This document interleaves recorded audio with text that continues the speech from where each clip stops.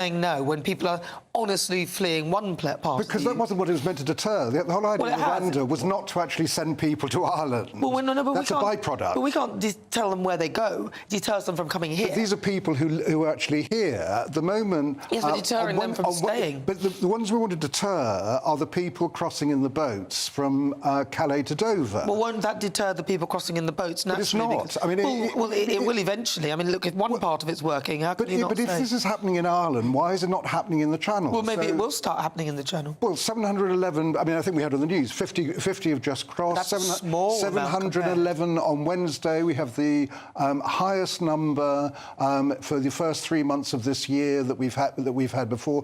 Rwanda has not deterred them. But maybe they're coming to the UK to then go to Ireland.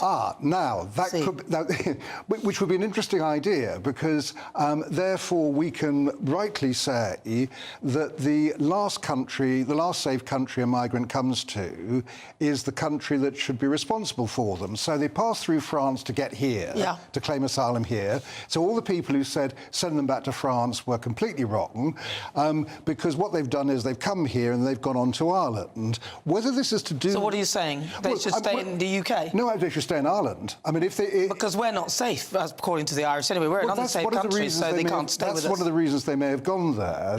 It's a bit unclear from the figures whether Rwanda is the reason they're going, or they're going because there is a duty by the Irish government to give them free housing. In fact, what they get is a tent, so they don't get the free housing. And they may say that Rwanda's behind it, but then they know that they can't be sent back to Britain because we're an unsafe country, according to the Irish High Court. But you just said that they're probably going there for the housing, so you are aware that they're just taking the mickey out of the system? Well, I'm aware that they're going there. Nobody seems to be absolutely certain why there's been a sudden spike in the number of people going. Now, all we do know is it does coincide with the Rwanda policy going through. You can't give them anything, can you? Emma? Well, look, people traffickers are not idiots. So if there are these loopholes, if Rwanda, which, I mean, I just think it's, I would say, agreeing with Nigel, it's been a farce of a policy. Look how long it's taken to push through. Even when it is actually up and running, when those first flights are actually... We've already seen people fleeing the kind of detention process, all of that, people trying to be prepared to be deported to Rwanda. The cost of it alone makes it an utterly ludicrous policy. As opposed to 11 million a day?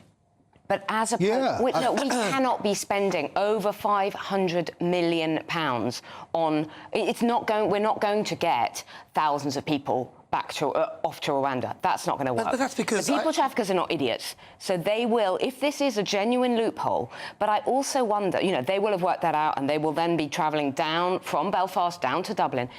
I wonder how many of them, if this is the reason that we've seen this spike, how many are going to carry on filling up? Because going to Dublin or going to Ireland is not the same in terms of the motivation factor for them as coming to mainland Britain. You know, as coming to London or to find places here, to find work here. So I just think whatever is going on here... But don't you think that the sums that you're adding up and saying it's not, oh, it's so expensive, are you factoring in the fact that they'll bring their family and their kids and everything else, and in the end they'll do lots of numerous appeals if they fail their appeal? Have you factored that into your calculation to say that Rwanda is too expensive? Or are you just simply working it out on the basis of one person? I don't think many people are going to get sent to Rwanda. Yeah, but I don't think many flights. But not with the general attitude that we have in this country, no.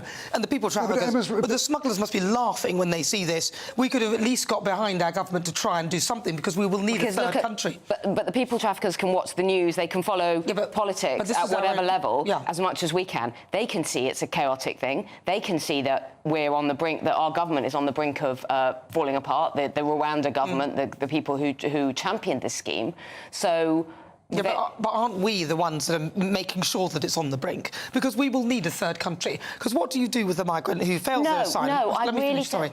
What would you do with a migrant who fails asylum, so they can't, and that you don't know where they've come back from, or they can't go to the country they're meant to go to? We will need a third country. Just make one quick point. I want those millions and millions to be spent, and I've said this all along, dealing with the problems at source, dealing with people before they leave their home countries, before they leave their own countries. Come on, Emma, come on.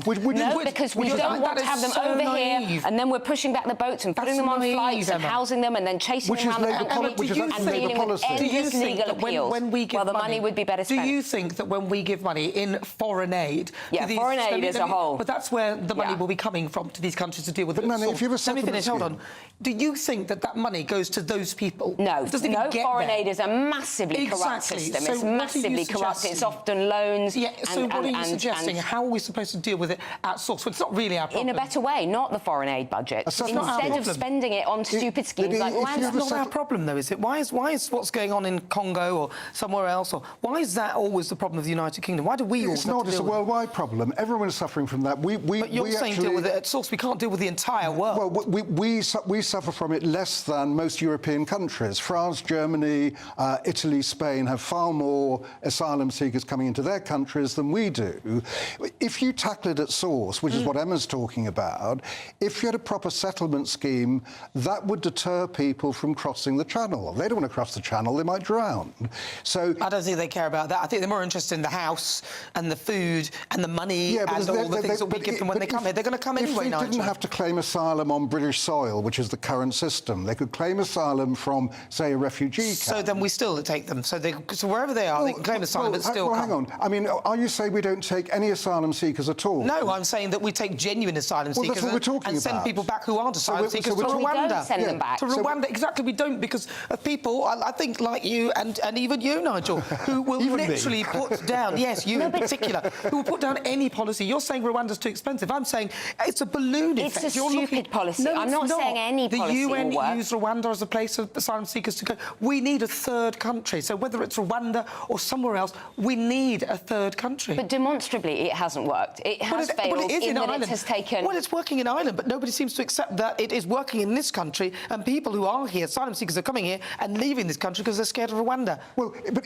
if that's true, and we don't... Well, that's what the Irish government is saying. I know So I'm it going is, to take it but they at want to blame source. us. I mean, the Irish government have a lot of problems with their own people Right, so about even migration. any policy, but that's the problem. Even a bit of positive news in a way for the United Kingdom, where we can see something we've initiated appears to be working, that is not accepted either. You don't believe that's any sort of... Well, we don't know. I mean, we don't know anything really. If No, that's the case. If you could do that, you could do everything. We don't know if Rwanda would work. We don't know if it won't work. We haven't got evidence really either way. But little Emma's bit of right. evidence. Don't then spend £500 million on something there's no evidence for. Well, there is a little bit of evidence, but you're ignoring it. You're Well, no, ignoring any evidence. But you were saying it's not our problem. Why should we deal with the problems Well, in no, Congo or whatever? because But it you is our said- problem. When because we you said- are overwhelmed... No, but that was in response to you saying that Yeah. we need to deal with the problem at source. Now, I'm saying, I just think it would be how more on effective. how on earth can we go to every single country that comes and try and deal with their problems? We've You got don't have enough to. of our own. Well, we You could don't have have to. international diplomacy. You that have we talk about. refugee camps, especially in the Middle East, where if that's where people are coming from, that's where they go in the first instance. But that's we not have a solving their settlement scheme. problems, is it? That's simply putting a refugee camp in their place, That's their right. country. But that doesn't solve their problems. but You're that- saying solve their problems at source. But if you do solve it if you start that So way, you're not saying solving their problems. You're saying just put a refugee camp in solving the their... problem at source is a different matter from actually how you deal with the cross-channel migrants. So Well, if they that's come through, part of it, was what Emma was saying, that you will solve the problem it at is source to part of stop it. them from coming Yeah, here. I mean, So what are their problems? And I'm saying, how can we deal with the world's problems? War and famine. War, famine, poverty, we should- lack so of we should education, the world employment. should deal with it. It should be a global issue. So we actually work with partner countries to try and deal with that. Then on the refugee camps, we have a settlement scheme. So those who are genuine asylum seekers can come here, but it means they don't have to cross the channel. I hear you, but you must know that that's not going to stop the small It's not at all. easy. It's not easy. It's not going to work. One thing That's- is for sure, I stop think it. we need a Plan for pause Keir on Starmer. We're in asylum right trouble. now. I think we need a pause on asylum until we have sorted out Absolutely. our Home Office. Absolutely. We need to pause on asylum. deportation. We need to keep the Rwanda plan we have, and then we can add to different schemes to try and make it work. But getting rid of it altogether with no viable alternative, apart from this wonderful notion that you're going to solve the world's problems at source, so then they'll stop coming here, I just don't think it's realistic. And I think that is the problem with a lot of people on the left, and looks like I've got two of them here. No way. If you just joined me, get out of here. This is GB News on TV, online and on digital radio. I'm Nana Akua. Still to come at 4, I have a niggle at the childish behaviour of Mayor Khan. And then, after a cyclist who crashed into pensioner avoids prosecution, should speed limits apply to cyclists? But first, let's get your latest news headlines.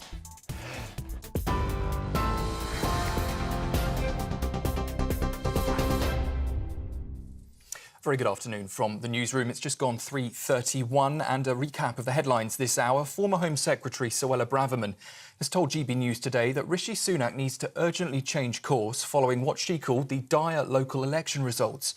The Prime Minister has now promised to take the fight to Labour, despite the Conservatives losing hundreds of seats, with Labour, the Liberal Democrats and Independents all making gains. Ms Braverman says Rishi Sunak must make bold decisions. There's no time to change leader, so the Prime Minister is going to be leading us into the next general election, whether we like it or not. What he needs to do to salvage this dire situation is to accept the enormity of the problem, these terrible results, and quickly and urgently change course. So make sure that there are meaningful tax cuts that people can feel and benefit from. Put a cap on legal migration. Take us out of the European Convention on Human Rights so that we actually stop the boats, and make sure that we reclaim our streets back from the extremists. Suella Braverman there speaking to us earlier this morning. Well, in other news today, a 10-year-old girl has died and 4 other people have been hospitalised after a house fire in Bradford. Emergency services were called to Kingsdale Drive in the early hours of this morning. A woman and 3 children did manage to escape the property with non-life-threatening injuries. The girl, though, was pronounced dead at the scene. Police have now confirmed that the fire is not being treated as suspicious. A man's been arrested on suspicion of organising people trafficking across the English Channel. The 38-year-old, who claims to be an Iraqi, was detained in Preston this morning. It relates to the crossings that were made in November and December last year. He was detained as part of an investigation into an organised crime network.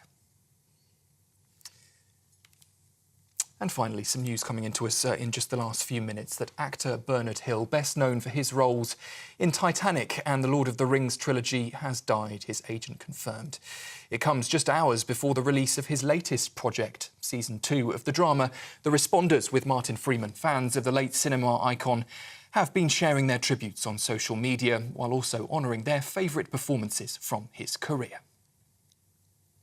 For the latest stories, you can sign up to GB News Alerts by scanning the code there on your screen or go to our website gbnews.com/alerts.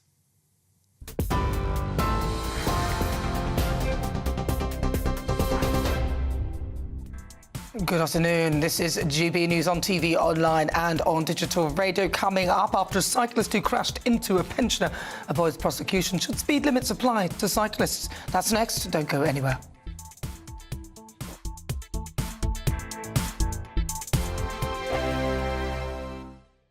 This is GB News, Britain's news channel. Between 1955 and 1989, an average of 55 nuclear tests were conducted across the globe each year.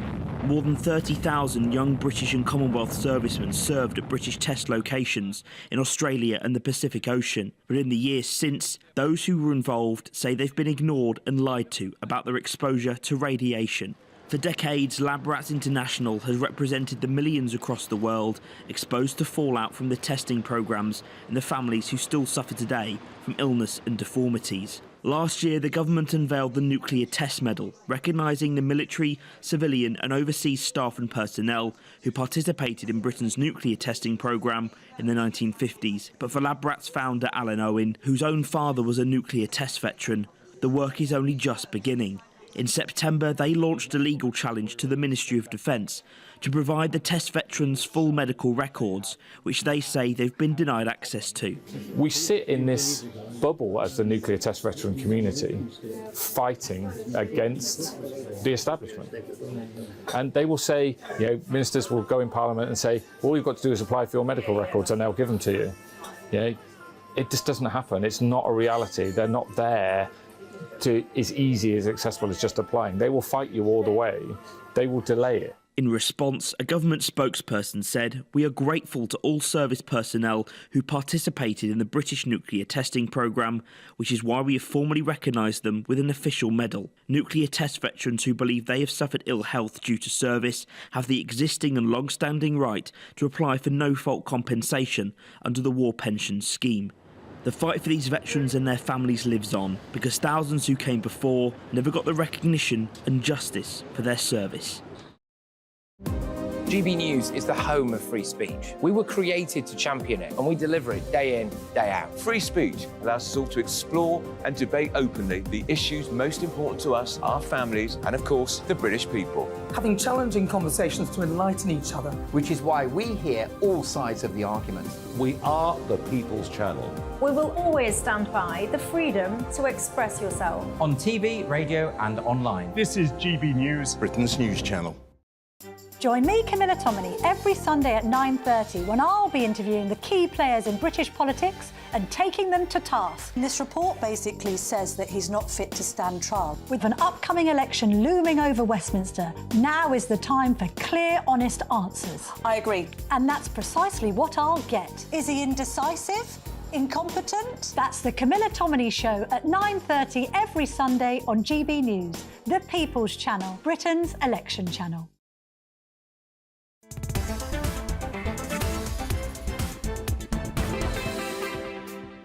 Welcome back, 37 minutes after 3 o'clock. If you just tuned in, welcome. This is GB News. We are the People's Channel. We're live on TV, online and on digital radio. I'm Nana Akua. Now, before the news, we were talking about migration. Lots of you have been getting in touch. We were asking whether we thought Rwanda was actually working. Louise says, let's all move to Dublin. Blue passport secures that. Anne says, Nana, ask your guests how many illegals have they taken in. Really, I would love to hear their reply. Are you... let me see, Nigel, how many have you taken in? I haven't taken in any. And you? I haven't taken in any. No. I don't understand the question. Well, that's what she's asked me. That is the question. That was the question. That's a simple question. That's what she asked me. To ask you, I've asked you. Phil says, oh, no, another tinfoil hat wearer. That's a part of the problem in the UK. I think you must be talking about you. I think he probably is. Thanks, Phil. And then Brendan says, solve the problem at source. Laughable. Does that mean that we can solve all the problems in countries like Iran? And that's just one example. But when it arrives on our shores, it becomes our problem. Yeah, but I think he's making a valid point that we can't solve the problems, can we? We can't solve the world's problems, and that's the issue. Keep your thoughts coming. GBnews.com. GBnews.com/you'll say. It's great because you can see the comments that everybody else is also making as well, and you can contribute to that. But next, a cyclist who collided with a pensioner couldn't be prosecuted because speed limits don't apply to bicycles. Now, the man was going 29 miles per hour, doing timed laps of Regent's Park in London when 81-year-old Hilda Griffiths crossed the road they were on to try to reach a pedestrian island.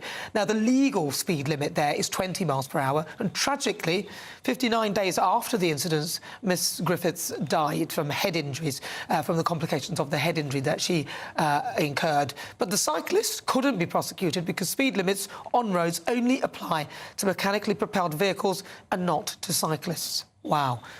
So what do you think? Should they apply to cyclists? Joining me now, GB News' senior political commentator Nigel Nelson, and also writer, columnist and journalist Emma Wolfe. Emma Wolfe, I'm starting with you. I am a cyclist and I cycle through Regent's Park regularly, most days, and I see these pelotons doing these incredibly... but that's not to say he was on a peloton bike. He was. Oh, he was? He was. Definitely. He was doing these, yes, he was one of these Sunday morning crews or weekend crews that they go round, and he was doing nearly 30 miles an hour. And when you are heading at that speed, and these cyclists are very, very fast, and if you hit a fragile or a frail or a child person, or anyone, and they hit the road... Yeah. Then they are in trouble, and you can cause injury, and you can, as we've seen, you can cause death. So I would absolutely support the idea of I mean, I wouldn't have these pelotons in a public park. Regent's Park is, But why specifically that particular brand? I mean, obviously we don't. There are other bikes that are available that could probably do the similar thing. Yeah, so yeah. Why specifically you sort of highlighted that one? No, I'm saying that there are many responsible cyclists who absolutely follow the law, but you have a few dangerous cyclists, just like you have a few dangerous drivers who aren't looking out, who aren't signalling, who aren't letting people. I mean, you cannot just cycle at that speed where there are pedestrians. The woman was crossing the road. She was trying to. You have the inner circle, and so people are still using the roads within the sort of perimeter of the park. So I just don't want this to give cyclists, because cyclists get such a bad rap. And I'm just saying there are many responsible cyclists and there are many responsible drivers. and dangerous driving. Nigel, do you think speed limits should apply to cyclists? After all, they are road users and using it, so why on earth are they getting a free pass? I agree with everything Emma said there. Yes, of course they should apply. And the law needs to be completely tightened up. So at the moment, this guy could only have been charged with an old Victorian offence of furious cycling. Had he been convicted of that, that was 2 years in prison. What Grant Shapps, when he was Transport Secretary, tried to do in 2022 was introduce death by dangerous cycling on a par with death by dangerous driving. Yeah, I remember that. And that would have carried a life sentence, a 5-year ban from riding a bike. Those kind of deterrents are the ones that should be brought in. They never found parliamentary time to do it. I think it's a disgrace that they didn't. That's the kind of... The laws must go along with all vehicles. And it doesn't matter whether they're mechanical, as seems to be the technical thing, or whether it's just a push bike. If they're breaking the law and if they're killing people, then the riders should be brought to book. But it's absurd that he could have got off on the strength of that. Surely common sense would say, well, no, somebody's died as a result of your behaviour. Exactly. So whether or not there's a law that says that's manslaughter, surely. Why is that not manslaughter? You've gone on there deliberately cycling. You didn't mean somebody to die, but as a result of what you've done, they have. Exactly. I don't understand why that isn't it's manslaughter. I don't understand why that's not manslaughter anyway, irrespective of I also think we need to update and move with the times, because we've got a lot of people cycling around this and scooting around this city on e-scooters and e-bikes. And I know elderly people who feel terrified, who won't walk by the canal, Well, that might be covered because it's got sort of a motor, hasn't it? Yeah, they have got motorised, but they don't have ID, they don't have any kind of licence plate on, so people can use these e-scooters, e-bikes. They often use them on the pavement. They're weaving in and out of the pavement, weaving in and out of traffic. They can cause major road hazards. So I think the whole thing needs to be updated. I think I would go further. I'd make them wear licence plates, and I would insist they have insurance. I don't see why. I agree with you. If you're on a road, why is it that you can be on a road and you can just cycle away like that? You should have insurance. You should have some way of people identifying who you are. Yeah. Especially if you cause incident or damage to somebody else. I think we need to move forward, and I'm with you. We do need to move. And you'd be banned from cycling if you commit an offence. But I'd also like us to crack down on drivers using mobile phones, because I see that every single day. I see drivers glancing at their phone, massive trucks. But that is a law, though. I mean, it is a law. It is a law, but it's not enforced. Yeah, well, I think it is if you get caught doing it, but it's just... I don't know how you can deliberately catch people, although apparently there's some sort of AI cameras that can see inside people's cars. There are. Do we want that, though? Do you really want an AI camera that can see inside a car? Well, I mean, if you're using your mobile phone, you want to catch the people who are doing it. So I think there's 5 points on your licence or something like that for being... There's a fairly hefty fine. Yeah. So, yeah, I mean, we're in a different area here, but of course you shouldn't use your mobile phone while driving. But some people, and somebody's just told me that they have... they've been fined for that. They had it in Australia. They have them already in Australia. Do we need to bring something like that here? Well, I would actually go further, and I would say you don't have your mobile phone. I don't care if it's on your dashboard or anything. You shouldn't be glancing at... No, you shouldn't be glancing at screens when you are driving. Your attention needs to be on the road and on the people around you. That's not realistic, though, because some people, I use mine as a sat-nav. Yeah, I know you do. I know. Lots of people do. But So you you're are saying staring at a map, you're looking at that, you're completely distracted from the road users. And as a cyclist, I am... it's very frightening when someone is not looking at the road. It would be worse if I'm... You know when you're behind a driver that doesn't know where they're going because they're trying to read the signs on the road? I think that would be slightly worse. You've got a sat-nav, so I think if you're using your phone as a sat-nav or anything that is a sat-nav, I mean, that's just... Most cars are built with that. That's never going to happen. Your attention's not on the road. Well, your attention will be on where you're going, but it won't be on everything else. And it will tell you where you're going. People did turn right, turn left or whatever, a bit like listening to the radio. So you think you should listen to it, and then some people don't know the rights and lefts, even though the steering wheel will be on the right. I mean, people used to get around. People used to get around before sat-navs and tom-toms and screens and they also still phones. used to run people over, and cyclists and everything, so I don't think it makes much difference. I think it's how you drive, but the question is, do cyclists, I mean, and let's talk about cyclists now, you know, whether they should be the ones that should actually have more responsibility, more of a burden of responsibility on the roads. Like I said, there are lots and lots of really irresponsible... There are some irresponsible cyclists, but there are plenty of very responsible cyclists who stop at red lights and who, you know, extend courtesy to other road users. But you get along with the idea of a licensing scheme for cyclists? I don't think there's anything wrong with having a licence plate on my bike, and I would then be identified if I was running through red lights. Yeah, okay. I should watch out for you. Yeah, I think that should be... I think it should be law. I don't know why people haven't done it, and I'm wondering, maybe in Sir Keir Starmer's government, which is probably going to be in next, perhaps he could consider it, but then he's got some odd policies, which we will be tackling in the next hour. But coming up, I have a niggle at the childish behaviour of Mayor Khan. But next, women, would you rather bump into a bear or a man if you're alone in the woods? Now, this question has gone viral online, and the answer might take you by surprise. Hello, welcome to your GB News weather update brought to you by the Met Office. Still staying rather cloudy in the north tonight, sunny spells and showers on Monday, and then something a little bit more settled. But back to the here and now, we've got low pressure dominating, especially across southern parts of England, bringing outbreaks of patchy rain and cloud. And this patchy outbreak of rain and cloud is generally going to fizzle out across southern parts of Wales through the night. But across Northern Ireland and Scotland, we're still seeing some cloudy conditions and often some heavy showers still affecting northeastern parts of Scotland. But in between any clearer spells, we may see some mist and murk developing, but otherwise with a lot of cloud around, temperatures not really falling tonight, lows of around 10 or 11. To start bank holiday Monday then, cloudy conditions remaining across Northern Ireland, parts of Scotland. Northern Ireland perhaps turning dry into the afternoon, but across southeastern England, that's where we see quite a lot of cloud and outbreaks of rain that could turn quite heavy at times. Elsewhere, sunny spells developing, but this will also allow some showers to break out. Some of these could be quite heavy, but in the sunshine, we should see temperatures rising up to around 18 degrees, so feeling quite warm. Through Tuesday then, a lot of dry weather to start the day, but we will hold on to quite a lot of cloud, especially across northeastern parts of the coast of England. But as we go into next week, higher pressure is dominating, plenty of sunshine, settled weather, and also a rise in temperatures.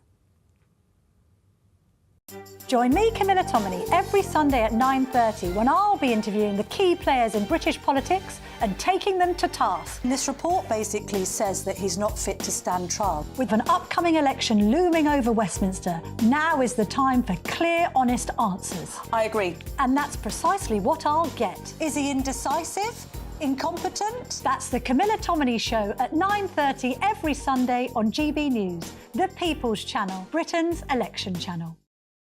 I'm Michelle Dewberry, and I'm not here to tell you what to think. I'd much rather hear what you have to say. So send in your opinions to gbviews@gbnews.com. Keep them clean, and you never know, I might read them out. With my panel here on Jubes & Co, we debate, we get stuck into the issues of the day on a show where all views are welcome, especially yours. GB News, the People's Channel, Britain's news channel. 2024, a battleground year. The year the nation decides. As the parties gear up their campaigns for the next general election. Who will be left standing when the British people make one of the biggest decisions of their lives? Who will rise? And who will fall? Let's find out together. For every moment, the highs, the lows, the twists and turns. We'll be with you for every step of this journey. In 2024, GB News is Britain's election channel.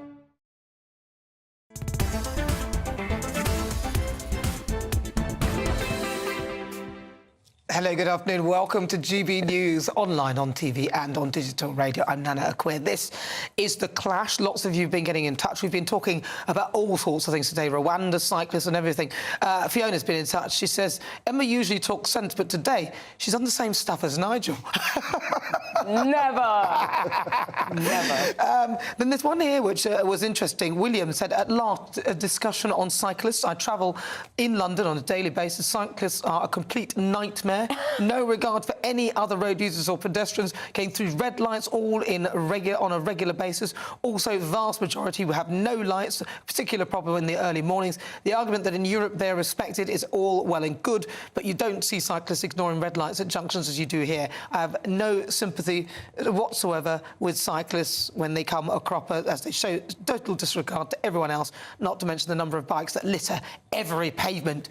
William has not minced his words. That's your William, cyclist. The bikes that are littering the pavements are those horrible electric bikes, which are dumped there by the companies, by, you know, I won't mention the company. Still cyclists, they're in it. Secondly, we didn't express any sympathy for that cyclist. We expressed deep sympathy, all of us, for the 81-year-old woman who was hit by a man in these fast, scary pelotons going at breakneck speed through Regent's Park. And obviously, there are other brands. I mean, it wasn't that he was in a peloton, it was the way he was driving, actually. No, they call it the peloton. It wasn't... I'm not talking about a brand. It's not a brand. I'm talking about the actual... There is a brand the called formation. Oh yeah, there is a ban. That's the one that Rishi Sunak does at home or whatever. Yeah, that's why I'm saying that. Which is not the same thing at all. No, not the same thing. It's that the formation is. Yeah, I'm talking about those scary racers. Yeah. Okay, good. Okay. You got anything to add? No. Good. It's just as well. It would have been a bit, anyway, lefty. Right. And listen, calling all women. Have you casted your vote? Now, I'm not talking about the local elections. I'm talking about man versus bear. Women on social media have been answering whether they'd rather be left alone in a forest with a bear or a man. Now, it might surprise you to hear that in this particular face-off, bears are winning. Nigel, as a man, is this offensive, or do you have some sympathy with women who would rather choose a bear? I think it's totally offensive. I mean, this has got to have started as a joke, this whole thing. But what seems to have happened to this debate is that a lot of serious people have now entered it, including statisticians. So, statistically, you have a 1 in 613 million chance of encountering a stranger who murders you. You have a 1 in 232,000 chance of meeting a bear that will attack you. Therefore, you're much better off with a man. Right. Well, that depends on how many men there are and how many bears there are. Of course you're better off with a man. With a gun. But men are he not... doesn't shoot you and he goes to the bear. Men are not the enemy. We don't need to be so wary, and I'm talking about as a woman, we don't need to be so fearful and wary of men. I think this started as a joke. I don't understand these women. If you see a bear in a wood, it's probably going to chase you and kill you, right? Whether a man or a woman. Most men, 99% of men are lovely, are normal human beings. Doesn't matter whether they're men or women. What is going on with these women? This is the Me Too movement. This is where it leads you. They've gone mad. They've gone mad. They've gone mad. Oh, I'd rather have a bear and fearful of men. No, you wouldn't. Yeah. They've never had a grizzly come face to face with them and go, I'm going to rip your face off and just take you. I mean, look, that's madness. I'd rather a man any day, because I can fight off a man. I can't fight off a bear. At least we could just walk out. If a man's annoying us, at least you can just stand up and walk out or tell them to shut up. And the man might fight off the bear. Yeah, exactly. Or help you fight off the bear. No, they'll probably hide behind you, Nigel, to be honest with you. Well, that's probably true. Yeah, exactly. Yeah, unfortunately. Yeah, what is wrong with these people? What are they thinking? It is. It's the earnestness of it all, and it does come from the Me Too movement, I think. I think these women are genuinely saying that they don't want to encounter an unknown man. And what... Well, it must be hard walking down the street then for them, let alone going into the woods. It's just... I actually think it's a sad state of affairs that the genders feel so kind of distrustful of each other. I wonder what men would say. Yeah, well, they'd probably rather meet the bear as well. Forget the women. But let's see what people have been saying about everything this afternoon. Here we go. Just me saying here, parks are for walking. It's not for racing or track or cycling like that. I would say you're right with that one. Dave, this is about the cyclists as well. Said I'd go further, make cyclists pay insurance, road tax, and a yearly safety check. I'm with you. They should do some sort of MOT, just like a car. If you're going to use the roads. Sharon Daly says Nana Akua for Prime Minister. Thank you. I think I'd have to take a big pay cut, though, sadly, so I don't think I'll do the job. Steve says, I'm joking, actually, I'm all for dealing with the migration problem at source. Good. This does not mean creating safe routes. Well, that's what you were saying, creating safe routes. She's not saying that, and you, Nigel. Yeah, we both said that. Yeah, but she's saying... No, I said nothing about safe routes. No, you both did, actually. I said no, you I've did. never used you the term safe routes. Yours was worse. I said dealing with the problem at source. Which is worse. Which are two separate things. Yeah, they're two separate things, but they're both pretty bad. But this does not mean creating safe routes, essentially. I mean, we should spend foreign aid on rebuilding this country so they don't have to leave it. I hear you, but that's not working because we spend enough anyway. Well, listen, this is GB News. Stay tuned, still to come. The Great British Debate this hour. I'm asking, is this a wake-up call for the Tories? And Nana's niggle is on the way about Mayor Khan. But first, let's get an update with your weather. A brighter outlook with Box Solar, sponsors of weather on GB News. Hello, welcome to your GB News weather update brought to you by the Met Office. Still staying rather cloudy in the north tonight. Sunny spells and showers on Monday and then something a little bit more settled. But back to the here and now, we've got low pressure dominating, especially across southern parts of England, bringing outbreaks of patchy rain and cloud. And this patchy outbreak of rain and cloud is generally going to fizzle out across southern parts of Wales through the night. But across Northern Ireland and Scotland, we're still seeing some cloudy conditions and often some heavy showers showers still affecting northeastern parts of Scotland. But in between any clearer spells, we may see some mist and murk developing, but otherwise with a lot of cloud around, temperatures not really falling tonight, lows of around 10 or 11. To start bank holiday Monday then, cloudy conditions remaining across Northern Ireland, parts of Scotland. Northern Ireland perhaps turning dry into the afternoon, but across southeastern England, that's where we see quite a lot of cloud and outbreaks of rain that could turn quite heavy at times. Elsewhere, sunny spells developing, but this will also allow some showers to break out. Some of these could be quite heavy, but in the sunshine, we should see temperatures rising up to around 18 degrees, so feeling quite warm. Through Tuesday then, a lot of dry weather to start the day, but we will hold on to quite a lot of cloud, especially across northeastern parts of the coast of England. But as we go into next week, higher pressure is dominating, plenty of sunshine, settled weather, and also a rise in temperatures. Looks like things are heating up. Boxed boilers, sponsors of weather on GB News. Welcome. This is GB News. We are the People's Channel. I'm Nana Akua. More to come in the next hour. In a few moments, I will be sharing my thoughts on Sadiq Khan's behaviour after securing another term as London Mayor, which is Nana's niggle, and why I think he needs to grow up just a little bit. And also my brilliant panel, Christine Hamilton and Danny Kelly, will also be joining me live. Remember, you can catch up on everything at gbnews.com or get in touch, gbnews.com/your say. It's the biggest cash prize we've given away to date. An incredible £20,000 that you could use however you like. And because it's totally tax-free, every single penny will be in your bank account to do whatever you like with. £20,000 in tax-free cash really could be yours this summer. But you've got to be in it to win it. For another chance to win £20,000 in tax-free cash, text PRIZE to 63232. Text costs £2 plus one standard network rate message. Or post your name and number to GB05 PO Box 8690 Derby DE1 9TT. UK only. Entrance must be 18 or over. Lines close at 5 p.m. on the 31st of May. Full terms and privacy notice at gbnews.com/win. Please check the closing time if listening or watching on demand. Good luck. GB News is the home of free speech. We were created to champion it, and we deliver it day in, day out. Free speech allows us all to explore and debate openly the issues most important to us, our families, and of course, the British people. Having challenging conversations to enlighten each other. Which is why we hear all sides of the argument. We are the People's Channel. We will always stand by the freedom to express yourself. On TV, radio, and online. This is GB News, Britain's news channel. We're GB News, and we come from a proud tradition of British journalism. That's why I'm so excited to be here. It's something so new. The first news channel to be launched in Britain in over 30 years. Launched to represent the views of the British people. To go where other broadcasters refuse to go. How did you find out about the story in the first place? Launched with one aim. To be the fearless champion of Britain. It's an absolutely fantastic atmosphere here. This is GB News. The People's Channel. GB News, Britain's news channel. I'm Christopher Hope. And I'm Gloria DiPiero, bringing you PMQ's live here on GB News. Whenever Parliament is in session on a Wednesday at midday, we'll bring you live coverage of Prime Minister's questions. We'll be asking our viewers and listeners to submit the questions that they would like to put to the Prime Minister, and we'll put that to our panel of top politicians in our Westminster studio. That's PMQ's live here on GB News, Britain's election channel.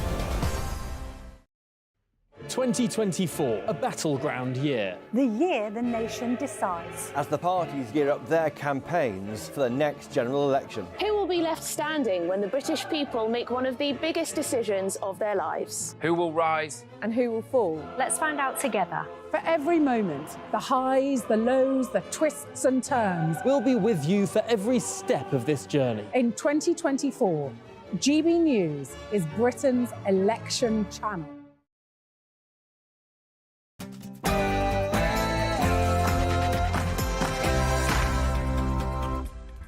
Hello, good afternoon. It is 4 o'clock. Welcome to GB News on TV, online and on digital radio. I'm Nana Akua. And for the next 2 hours, me and my panel will be taking on some of the big topics hitting the headlines right now. This show is all about opinion. It's mine, it's theirs, and of course it's yours. We'll be debating, discussing, and at times we will disagree, but no one will be cancelled. So joining me today is broadcaster and journalist Danny Kelly, and also author and broadcaster Christine Hamilton. In just a moment, Nana's Niggle. I'll share my thoughts on Sadiq Khan and why I think he needs to grow up. Then stay tuned at 5, my outside guest. We talk highs, lows and lessons learned and what comes next on the outside. Now, my mystery celebrity this week is a well-known author and commentator, and she's no stranger to a spot of fortune-telling. Uma Thurman, Princess Diana and George Michael were amongst her clients. Have you guessed who she might be? Then, this week, this caught my eye. Won't you make me dizzy from your kisses? Will you take my hand and spin? Yeah, it's always a bad song, isn't it? That's all in the name of Eurovision, of course. Yes, that's all on the way. But before we get started, let's get your latest news with Sam Francis.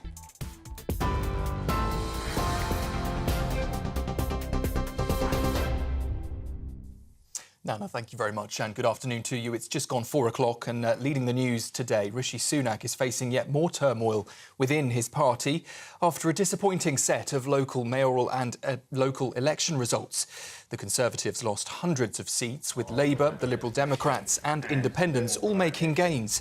The Prime Minister has promised to take the fight to Labour despite those losses. However, former Home Secretary Suella Braverman told us today that Rishi Sunak needs to urgently change course. There's no time to change leader, so the Prime Minister is going to be leading us into the next general election, whether we like it or not.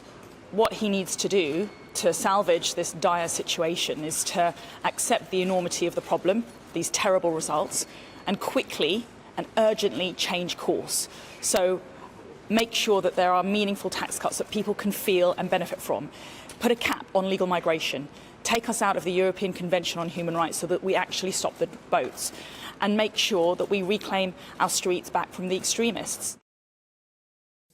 Suella Braverman there speaking to us earlier this morning. Meanwhile, Transport Secretary Mark Harper also told us it's time to rally around the leader.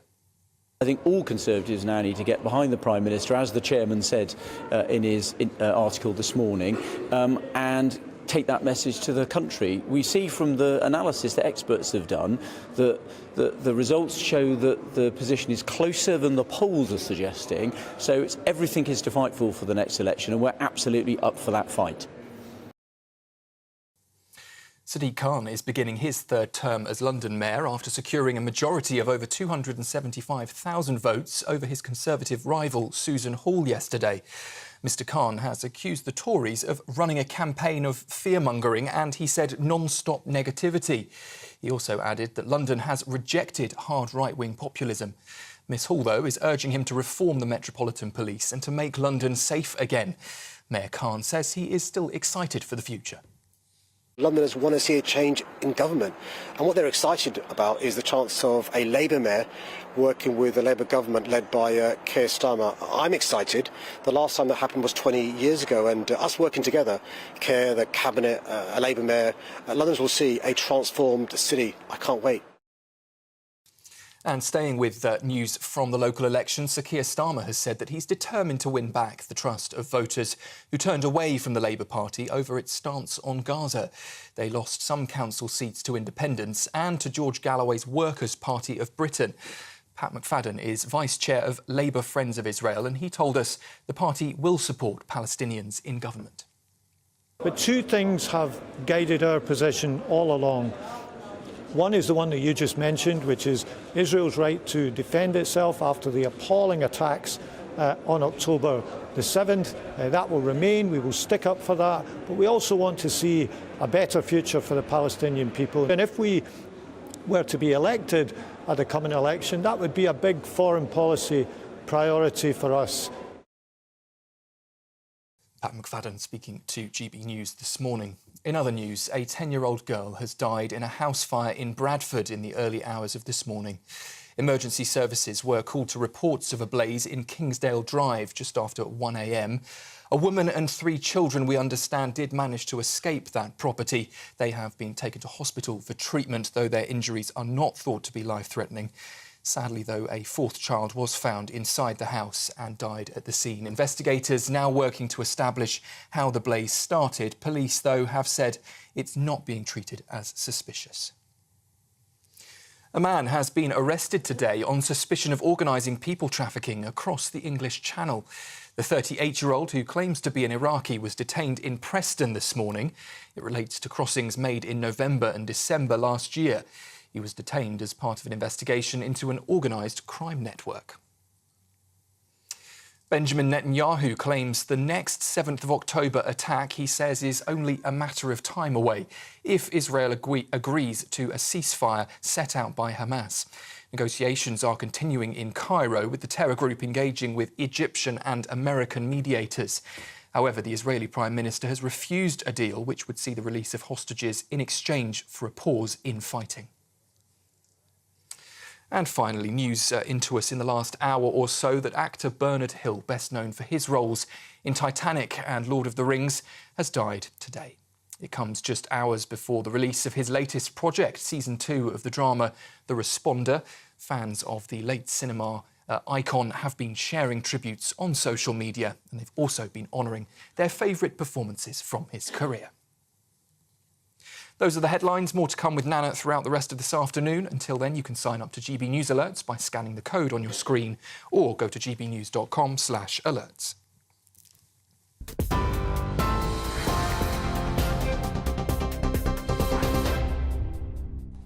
Good afternoon. It's fast approaching 7 minutes after 4 o'clock. This is GB News on TV, online and on digital radio. I'm Nana Akua. Now, the Tories received a drubbing at the local and mayoral elections. It was a complete car crash, the biggest blow probably losing Andy Street in the West Midlands to Labour. Sadiq Khan became London Mayor for an historic 3rd term, winning 43.8% of the vote. It's Londoners who inspire me every day to continue our mission of building a fairer, safer and greener London. And in what I hope will be a year of great change, a future Labour government led by Keir Starmer working with us in City Hall will mean we can go much further and accomplish so much more. Well, his closest rival was Conservative candidate Susan Hall, who secured 32.7%. Being a year campaigning for this election has been an honour and a privilege. I have loved speaking to Londoners about the things that matter to them. The thing that matters to them most, and to me, is reforming the Met and making London safe again. I hope Sadiq makes this his top priority. She also pointed out that she would hold him to account and that she was right to point this out, and she will continue to do that. Somebody has to do it. After all, knife crime, violent crime and burglaries have skyrocketed under him. The Metropolitan Police, which is part of his role, he oversees them, has also had many disgraceful occasions. His launching of ULEZ in outer London has proved to be incredibly unpopular and has even had to change his marketing campaign after people complained when a photo of white people in the capital was earmarked as not representing real Londoners. After Susan's speech yesterday, Mayor Khan snubbed her when she tried to shake his hand. Whilst I'm not really a fan of Sadiq, and that is based on his performance as London Mayor, there is no need for bad manners. It smacks of childishness in a city that has been falling apart under his tenure for years. Lee Anderson didn't mince his words.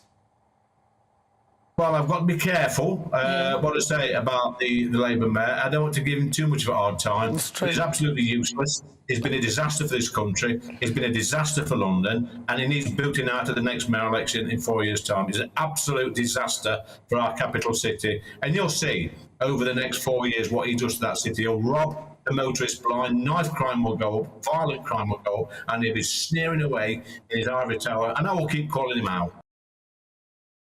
So while some might dismiss Sadiq's initial snubbing of Susan Hall's handshake, I see it as representing a greater problem How can he expect cohesion in our great capital if he cannot even lead by example and extend a hand of peace to his rival and set a good example to Londoners? A city that is divided more than ever. Grow up, Sadiq.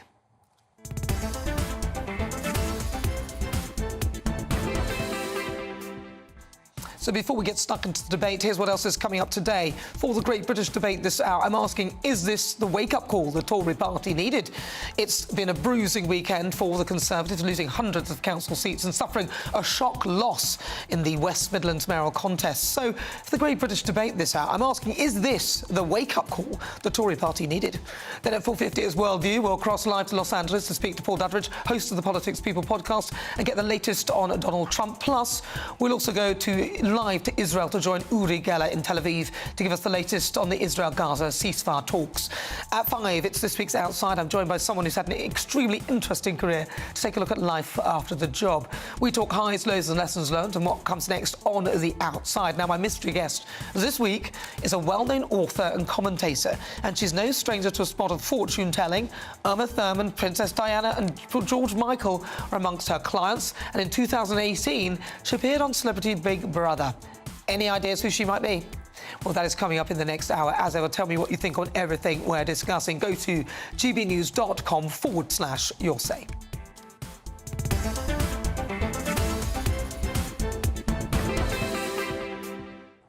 Right, let's get started. Let's welcome again to my panel broadcaster and journalist Danny Kelly, and also author and broadcaster Christine Hamilton. Right, so let's... who should we start with? I'm going to start with you, Christine Hamilton. Yes. So what do you think? Did you watch any of the elections or listen to any of the mayoral elections and the local elections? Not a lot. I've sort of slightly turned off politics. It's like the vast majority of the population, it seems. I mean, the biggest winner in this council elections were the don't cares and the don't knows, the people who didn't turn out. And they, and particularly on the Tory side, are the ones who handed the result. It's astonishing. I mean, I can't remember exactly what it was, 30-something%. I mean, that is... It's really low, isn't it? 29%. When you look back at how people have fought and died for the vote, for heaven's sake, and people cannot be bothered. I think a lot of people... This can't be the case in London, but, I mean, it clearly is. A lot of people don't realise how local government impacts on their lives. They think it's not important. They don't realise how much of their money is spent by local government. I do think the Tories... I mean, to me, it's utterly astonishing that Khan has got a third. I mean, his record is so appalling. How can anybody vote for him? But, on the other hand, I don't think the Tories had their heart and soul in it. And... Susan Hall was a very nice lady and she worked incredibly hard, but she's not exactly charismatic. And I think if we'd had... I mean, look who the Tories did have as London mayor and what was his big plus. He was charismatic. That was Boris. I think they needed somebody who could strike through and hit through the wall a bit more. Sorry, that's probably an aggressive thing. Which what, hit through the wall anymore? But you know no, when you I say mean. that, I'm thinking about Boris on that thing, tractor yes. with the Brexit tractor. Hit through the wall. I don't think the Tories... There were so many blows they could have had at Labour, and I just don't think they fought through, I'm afraid.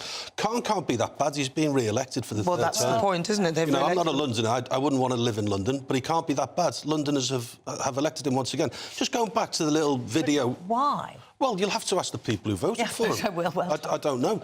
But going back to the video of Khan snubbing Susan Hall, if you actually pay attention, Susan Hall is the one that snubbed somebody else. So to the right of Susan Hall, you got this really tall fella, candidate, I don't know who he is, and he actually shakes Khan's hand. And Khan, to be fair, if you're objective with this, Khan isn't looking at Susan Hall's hand. He's looking towards the audience. So Susan Hall is standing on his periphery. He doesn't see her hand. You don't think he sees her? I don't think he sees her, to be fair to the lad. I genuinely, to be fair to the lad, I wouldn't have voted for him, but I want to be fair. And then Susan Hall is actually touched on the arm by this guy who wants to... And she's the one who leaves the other lad hanging. And that's what... Is that what you see? That's what I saw.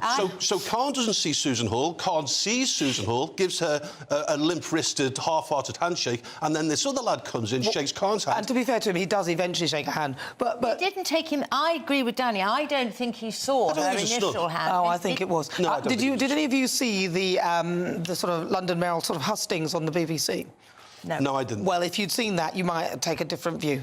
They hate each other. Oh, yeah, but if you saw that, then you could see the sort of the dynamics between the two, and I think if you saw that, you might take a different view. I think he did snub her. Winston Churchill once said, in defeat, defiance, in victory, magnanimity, and Khan was not magnanimous. Well, exactly. Nor was Susan Hall. Susan Hall should have been gracious in defeat, but she couldn't resist. She was gracious in defeat. I think she was. Why would she not? It's basically, she said that knife crime is a problem. It has. Yes, I know, but she's been defeated, and now is the opportunity to be magnanimous. She said, I think she was right. She was fair. She said she will hold him to account. Yes. That is her job. Yeah. And she said, just because she's not won, basically what she's saying is, just because I haven't won, I'm still going to carry on doing my job. I love this city. I will still hold you to account. That wasn't the occasion for it. Yes, it was. I know, I disagree. What other occasions did it be? Well, she's had the previous 4 years to do it. Andy Street... No, she hasn't. She's gone for If you heard Andy Street's magnanimous speech in defeat, where he was so gracious and warmly applauded the Labour guy, that's how you do it. He didn't say, I'm going to make sure that knife crime drops in Birmingham or Coventry. But Andy Street has had a very good record in the job that he's done. So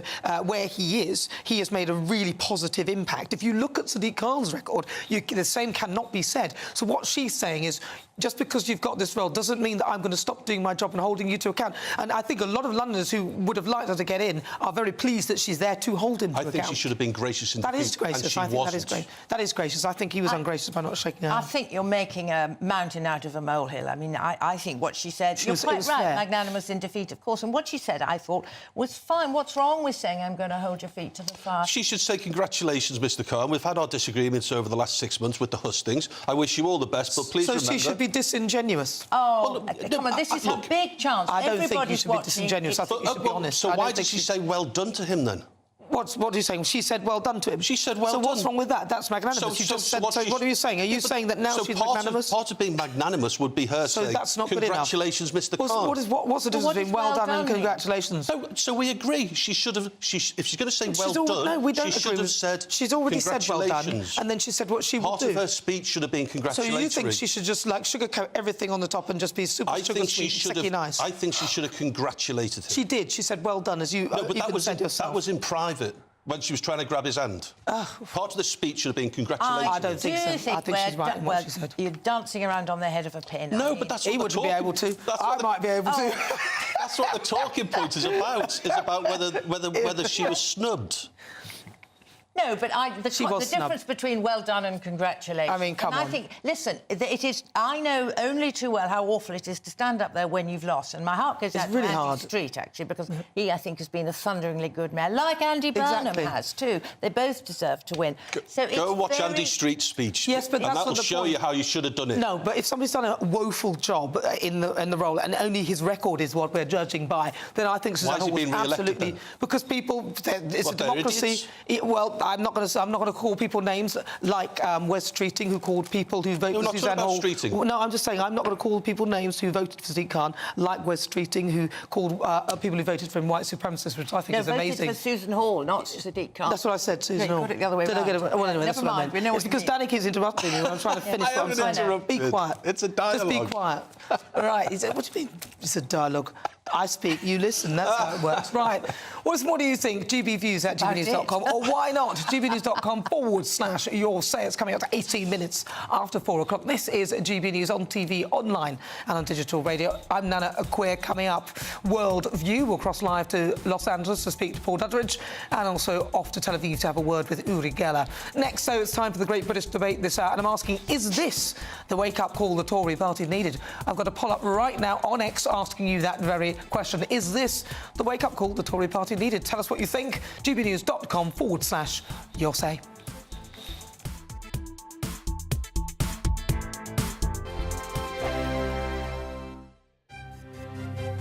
GB News Breakfast. Every day from 6 a.m. The Princess of Wales is now officially the most popular royal. This is a YouGov poll that found that over 75% of people have a positive view of Princess Catherine, with Prince William only slightly behind his wife at 73%. Cameron Walker, our royal correspondent, is here with this one. Well, what would you read into that, and as to why? Well, I think it's hardly surprising. Since the start of the year, the Princess of Wales's popularity is up 6 points with the British public, according to this YouGov poll. And obviously, at the start of the year, she went into hospital for abdominal surgery and has subsequently been diagnosed with cancer and is undergoing surgery. Look, the Princess of Wales, since becoming a member of the royal family, has committed no major faux pas. There's been no particular scandal with her. She always puts family first. And I hate the phrase born a commoner, but she wasn't born into aristocracy. She was not born into the royal family. She gave up her old life. And yes, that comes with lots of privilege, being a member of the royal family, but it also comes with enormous challenges, such as everybody prying into your private life, particularly when it comes to your health. And I think the British public are very much on side with that. Whereas Prince Harry and Meghan continue to be unpopular.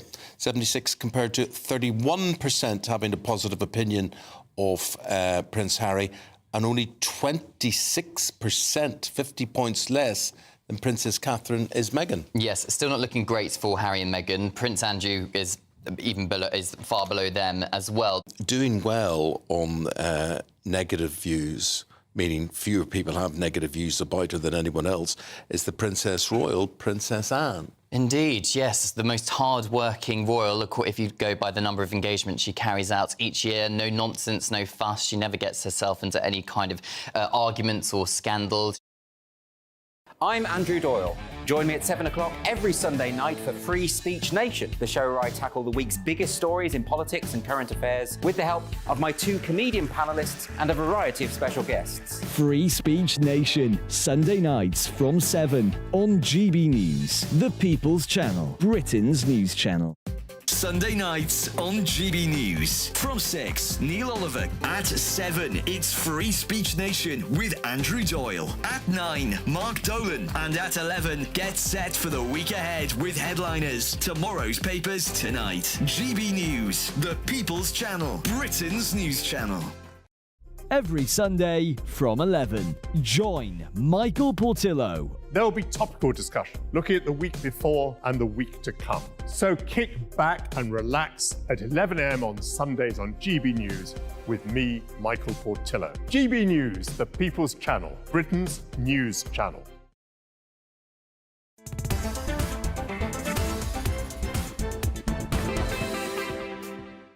"22 minutes after 4 o'clock. If you've just tuned in, where have you been? It's fine. You've got still at least an hour and a half left, so you've not missed too much. But it's time now for the Great British Debate this hour, and I've got loads to ask. But before the break, we were discussing Sadiq Khan. Let's see what you've been saying. Margaret says, unbelievable that he's managed to stay in power. His speech alone tells us that London is lost to the EU and the ULEZ. He won't listen. Stephen says Khan can't wait for Starmer to get in. Once Starmer is PM, Khan will go with his begging bowl to get all the money needed for fancy tube drivers' salaries and more deranged green schemes. And another Margaret says Suzanne was gracious in defeat. She was right to say what she did. Khan's policies have made London a scary place. Well, I'm actually with you on that because, you know, she was gracious in defeat, I thought, and she did tell him well done. And I also think that he did snub her initially. But hey, I might be wrong. It's time for the Great British Debate this hour. I'm asking, is this the wake-up call the Tory party needed? Now, the local elections were bruising for the Conservatives after they lost more than 470 council seats. And the mayoral contests only added to the misery for them as Labour claimed a string of victories, including a surprise win in the West Midlands. The former Home Secretary Swallow Braverman has told GB News the results show that Rishi Sunak needs to urgently change course. There's no time to change leader, so the Prime Minister is going to be leading us into the next general election, whether we like it or not. What he needs to do to salvage this dire situation is to accept the enormity of the problem, these terrible results, and quickly and urgently change course. So make sure that there are meaningful tax cuts that people can feel and benefit from. Put a cap on legal migration. Take us out of the European Convention on Human Rights so that we actually stop the boats. Well, Suella isn't alone in saying her party needs to change course to avoid a wipeout at the general election. So, for the Great British Debate this hour, I'm asking, is this the wake-up call the Tory party needed? Well, joining me now, Matthew Stadler, political commentator, David Campbell-Bannerman, chairman for the Conservative Democratic Organisation and former MEP, Nigel Nelson, GBNews senior political commentator, and Emma Wolfe, writer, columnist and commentator. OK, so I'm going to start with you, Matthew Stadler. Well, Suella Braverman sounds as desperate as she does because she stands potentially to lose her own seat at the general election. I'm not sure why we're particularly bothering with what she has to say. She's a failed Home Secretary. She had to resign twice as Home Secretary, not once, but twice. She wants the Tories to lurch to the right, and yet we've just come back off these mayoral elections and these local elections, and Reform UK have been utterly humiliated. So I think that way lies even greater electoral disaster for the Tories. But let's just be real, Nana. I think pretty much every single person in this country who's been paying attention for the last 5 years knows that it's over for the Conservatives and it's over for Rishi Sunak. So you don't think that there's any chance? I mean, this may have been a wake-up call for the party. They maybe have been slightly snoozing at the wheel. I'm going to go to David Campbell-Bannerman. Hi, Nana. Yeah, well, it was a disastrous local elections. There's no doubt about that. There's no contest on that. 500, almost 500 more councillors lost. We lost 1,000 last year. And obviously, Andy Street is a huge loss. We didn't win London, sadly. No, I think the lesson from this is Sunak must go. I think it's a disaster. We're not getting the vision we need. We're not getting the reassurance. And if you look at what Matt Goodwin has been saying, is like, you know, 1 in 4 Conservative voters from last time are not voting at all. And you saw that in the turnout, which you touched on. 1 in 4 are going to Reform. It's only 1 in 10 that are going to Labour or the Lib Dems. So there's a chance, if we get the right leadership that reassures our own voters, not Labour voters, our own voters, to come back and support us again, there is a chance to do a lot better. Though, frankly, it's a cliff to climb. Are you suggesting that they should change leader before the next general election, David? Yes, I do. And I don't agree with Suella in terms of turning things around. You know, Boris turned things around. We were 7% in the Euros in 2019, and then that was June. By December, he won an 80-seat majority, largest since 1980. Yeah, but they've got rid of Boris, unfortunately. Yeah, they got rid of him, though. They foolishly got... I'm afraid. But it is possible to turn things around, because what we're trying to do, or should be doing, is getting our own voters back. And I see that through CDO, the Conservative Democratic Organisation. You know, a lot of our people are drifting off or going off to Reform because there isn't the vision, there isn't the leadership, and there aren't the right policies coming from number 10, and that's a really sad situation. Do you not think it's slightly more dire than that, in that even when they have an opportunity to initiate policies, they're not doing it and they're squabbling amongst themselves? I'm going to come to Emma Wolfe. Emma.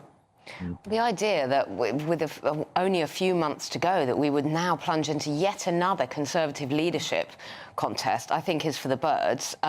We know how divided and, you know, tearing themselves apart the Conservative Party already are.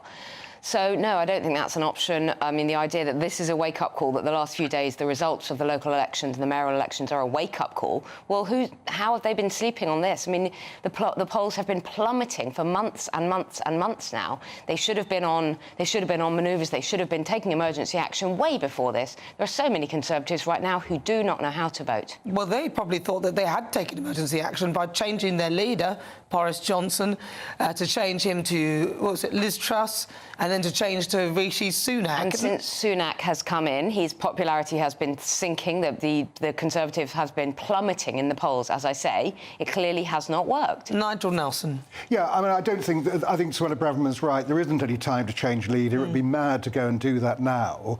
But Andy Street also made a very good point last night, which was that he was warning the Tories not to move right in a kind of panic at these results. And I think that is right. The game plan now has got to be saving as many Tory MPs as possible. Well, that's their game plan anyway, rather than winning an election. And Britain is a moderate country. Tony Blair took the Labour Party to the centre, won 3 elections. David Cameron took the Tory party back to the centre. He won 2, would have won 3 without the EU referendum. Jeremy Corbyn lost by going left. It's the centre ground where votes are to be had. David, though, you suggested they should change leader.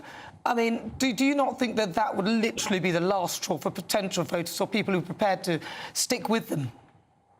No, as I say, because if you get the right new leader, you win back your own voters. And that's what we're concerned about. Labour voters aren't going to vote for us, whatever leader we have. So the point is, it's about getting back our own voters. And we do stand a chance if we do that. And look, it's 8 months. It could be January next year even. It is possible to do an awful lot in a short time. I mean, I personally would get rid of the Human Rights Act. That is part of the 2019 manifesto.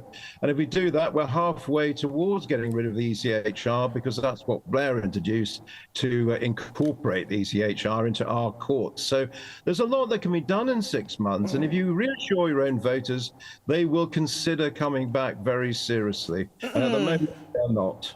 Well, I think the court system itself is in a bit of a bind as well. I don't think we'll get anything done in that short space of time. Matthew Stadlen, final word to you.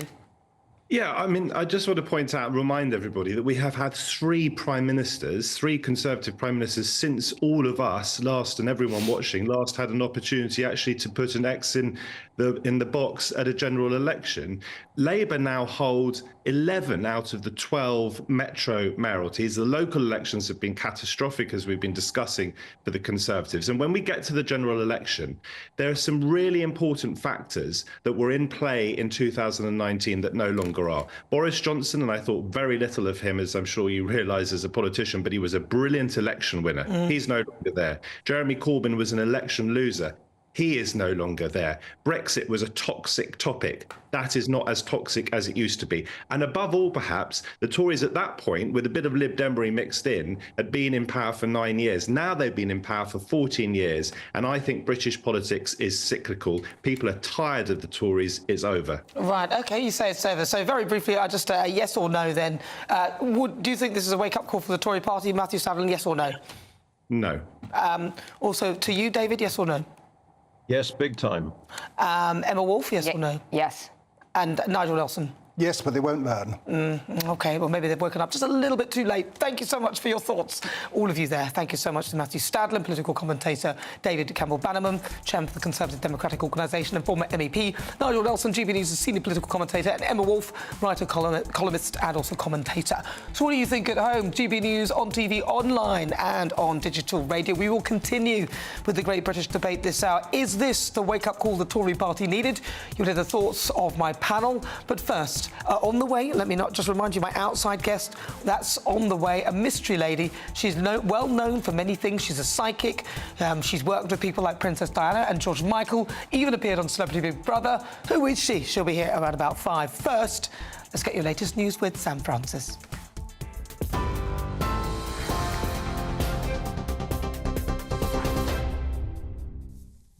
4:32 exactly. I'm Sam Francis in the GB newsroom. The headlines this hour. Rishi Sunak is under pressure from some of his own MPs and opposition parties after a disappointing set of local election results. The Conservative mayor for the West Midlands, Andy Street, was defeated by Labour's Richard Parker, while Sadiq Khan is beginning his 3rd term as London mayor after securing a majority of 275,000 votes. Government Minister Mark Harper told us today that the party needs to unite behind the Prime Minister, but opposition leaders are calling for an election. I think all Conservatives now need to get behind the Prime Minister, as the chairman said in his article this morning, and take that message to the country. We see from the analysis that experts have done that the results show that the position is closer than the polls are suggesting, so everything is to fight for the next election, and we're absolutely up for that fight. In other news, a 10-year-old girl has died and a woman and 3 children have been taken to hospital after a house fire in Bradford. Emergency services were called to reports of a blaze in Kingsdale Drive just after 1 o'clock this morning. Investigators are now working to establish how that fire started. Police, though, have confirmed it's not being treated as suspicious. In Israel, Benjamin Netanyahu has claimed the next 7th of October attack is only a matter of time away if he agrees to a ceasefire set out by Hamas. Negotiations are continuing in Cairo, with the terror group engaging with the Egyptians and American mediators. However, the Israeli Prime Minister has refused a deal which would see the release of hostages in exchange for a pause in fighting in Gaza. And actor Bernard Hill, best known for his roles in the Titanic and Lord of the Rings trilogy, has died today at the age of 79. It comes just hours before the release of his latest project, Season 2 of the drama The Responder, with Martin Freeman. Fans of the cinema icon have been sharing the tributes on social media, while also honouring their favourite performances from his career. For the latest stories, you can sign up to GB News Alerts by scanning the QR code on your screen, or go to our website, gbnews.com/alerts. Now, though, it's back to Nana.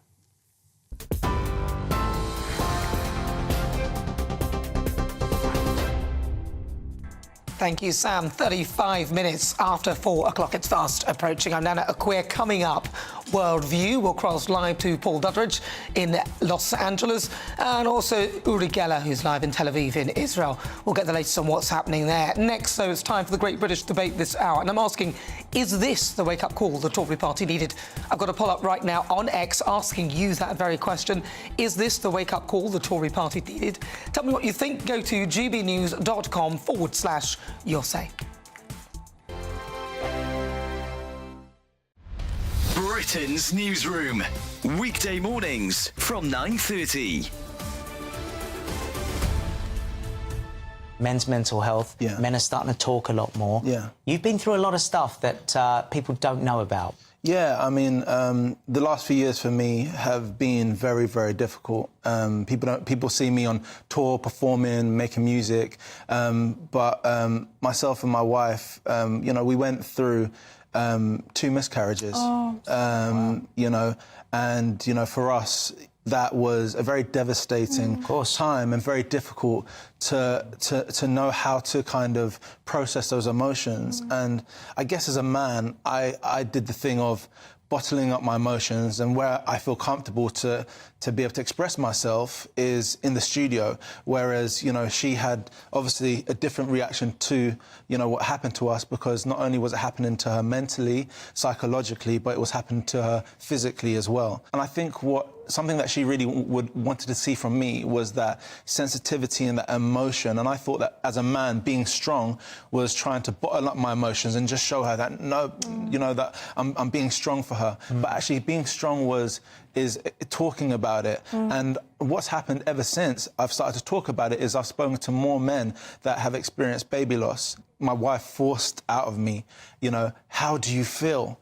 And I ended up as a mess on the floor. I was exasperating, crying, almost inconsolable. She was just holding me in her arms as we cried together, and we cried together. And I didn't realise I needed that release so badly. Like I said, I've been able to speak to other men, and we've been able to cry together, and they shared their own experiences, which they did similar to me. But actually, as men, I feel like that conversation and that sensitivity and being able to be emotional together.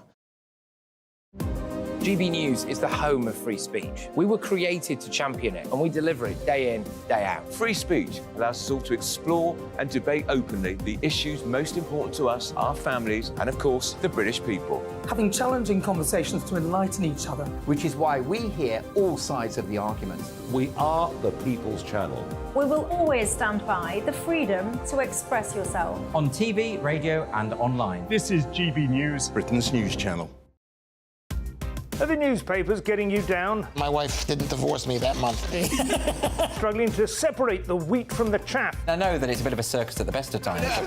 Well, don't worry. Headliners has got you covered. We'll take the burden of reading the day's news, and if we get depressed, who cares? It's an occupational hazard, frankly. That's Headliners on GB News from 11 p.m. till midnight, and the following morning, 5 till 6 a.m. on GB News, the comedy channel. Nah, just kidding. Britain's news channel.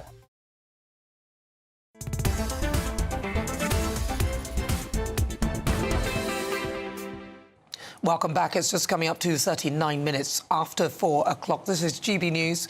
We are the People's Channel. I'm Nana Akua. And it's time for the Great British Debate this hour. And I'm asking, is this the wake-up call the Tory party needed? The local elections were bruising for the Conservatives after they lost more than 470 council seats. And the mayoral contest only added to the misery as Labour claimed a string of victories, including a surprise win in the West Midlands. Many are now warning the Conservative Party needs to change course if they want to avoid a wipeout at the next general election. So, for the Great British Debate this hour, I'm asking, is this the wake-up call the Tory party needed? Well, let's see what my panel make of that. I'm joined by author and broadcaster Christine Hamilton and broadcaster and journalist Danny Kelly. Danny Kelly, I'm going to start with you. Is it a wake-up call? If the Tories were a patient in a hospital bed, they'd have "do not resuscitate" at the end. If they're going to wake up, they're going to wake up in a morgue. They're finished, they're toast, and it's their own doing. They should never have got rid of Boris Johnson and all of these Conservative MPs. I've said this before, I'm sounding like a stuck record. They should never have got rid of Johnson a few years ago. Sunak is a weak leader. Reform are knocking the final nail into the royal blue oak coffin lid, and they're just finished. Reform, I can't quite grasp what Reform are trying to do. Yes, they want to bring back right-wing conservatism to British politics, I get that, but you're faced with the gritty prospect of having Labour in charge for the next however many parliaments. Yeah, but Reform must stick to their own remit. Yeah. Why should they? It's not their job to prop up the Tory party. They're a party in their own right. Correct, but their direct opponents, one would think. The Conservatives aren't opponents of Reform. It's just that they're weak, and that's why Reform have started. But the direct opponents would be Socialism and Labour, and yet they are actively, if you like, they are actively going to put them in power. No, they're not. Some would say that the cost Andy Street as mayor. No, some people might even say the Tory party have turned into socialists. Christine Hamilton. Well, it's not my job to promote reform, but I think they would say that they are looking to the long term. And although they're not expecting to be the government after the next general election, they hope to make the basis for maybe being the government after the one after that, I think, would be there. And they are prepared to pay the price that you have just outlined, that they are going to take votes from the Tories and they will help to usher in a Labour government. They think that that is worth it. Yeah. I think that's short-term pain, long-term gain. Optimistic long-term, exactly. So that would be their view. I would just like to say that amidst all this doom and gloom, not last night, it was Thursday night, there was one Conservative gain, one, in the entire country, and that was a friend of mine called Robin Hunter-Clark, and he gained a district council seat in the Hermitage division. So I'd just like to shout out, the only Conservative gain in the entire country. Well, so it's not all doom and gloom, but yes, of course, they're finished. Pretty gloomy. And you weren't expecting that, were you? Well, there's only one. But this show's nothing without you and your views. Let's welcome our Great British Voices, their opportunity to be on the show and tell us what they think about the topics we're discussing. Where should we go? Kidderminster. Should we go to Kidderminster? Let's go to Kidderminster. Omar Carpets. Oh, yes. John Reid, hello. Hey. John Reid, what are your thoughts? Is this the wake-up call for the Tory party? Yes, of course it is. And Danny, I'm 101% with you today. Christine, I beg to differ, my dear, but I think that since Boris, Liz and Rishi have put their show on the road, they've driven the Tories down a route that they cannot now recover from. And I think any talk of reform is simply changing the topic. Let's get away from it. Is it a wake-up call for the Tories? Of course it is, but it's way too late. I don't think they can save the sinking ship now. I think it's gone, and for my money, good riddance to bad rubbish. It changed radically, but that's my political bias showing through, isn't it? Well, it's your opinion, John Reid, but you're entitled to it. You're my Great British Voice. Thank you so much. No, what have they done? What have they done for the national, the police service, the prison service? You name any publicly owned thing. Maggie sold off all the nationalised stuff, didn't she? For perhaps good reasons, but at the end of the day, foreigners now control our country. I'm not up for it. I'm not up for it. I think a lot of people aren't, sadly. John Reid, thank you so much. He's our Great British Voice. He's there in Kidderminster. Really good to talk to you. This is GB News. We're live on TV, online and on digital radio. I'm Nana Akua. Coming up in the next hour, my Great British Debate, I'm asking, should Labour U-turn on its workers' rights plans? But next, Worldview. We'll go live to Los Angeles to speak to Paul Duddridge, host of the Politics People podcast, and then off to Israel to speak to Uri Geller to get the latest from what's happening there.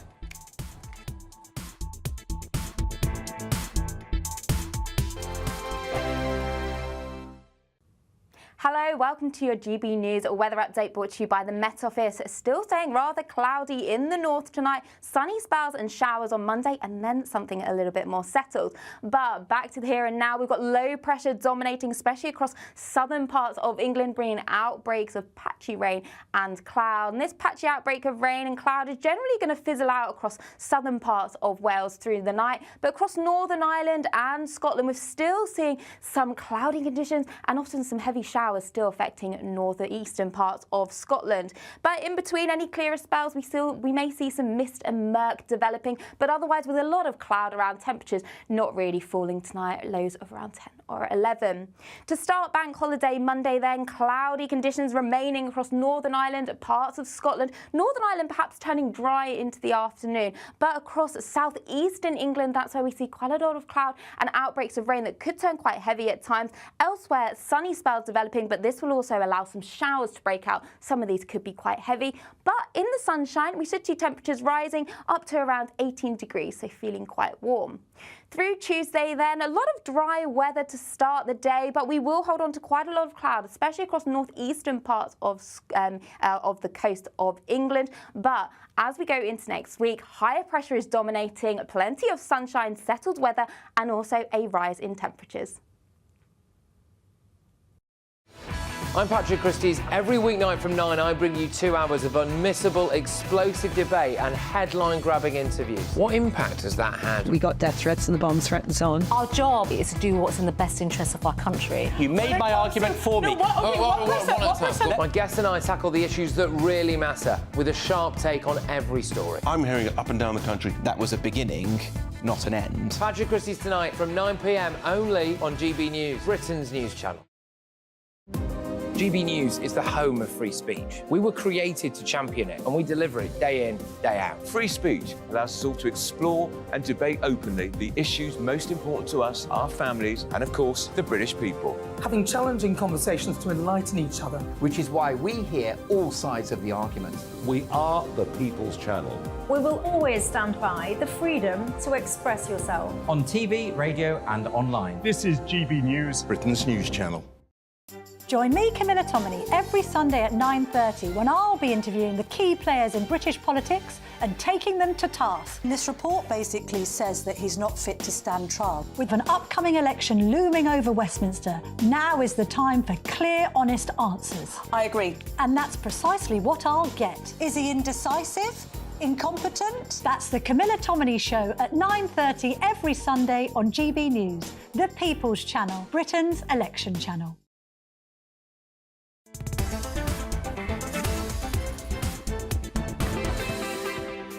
Went through the Good auction. afternoon. It's just coming up to 46 after 4. This is GB News. We are the People's Channel. Don't forget as well, download the GB News app because you can catch all the programmes that we have on the channel. It's completely free. But it's time now for World View. And thousands of Israelis have marched through Tel Aviv demanding Prime Minister Benjamin Netanyahu accept a ceasefire agreement with Hamas that would see the remaining Israeli hostages brought home from Gaza. Relatives and supporters of the more than 130 are still in captivity said that everything is possible and they would like to bring them home. They want everything to be possible to be done. So joining me to discuss that, Israel is former performer and Mr. Farah Uri Geller. Uri, really good to see you. There's been a lot going on in Israel. Talk to me about the evening, what's been happening last night.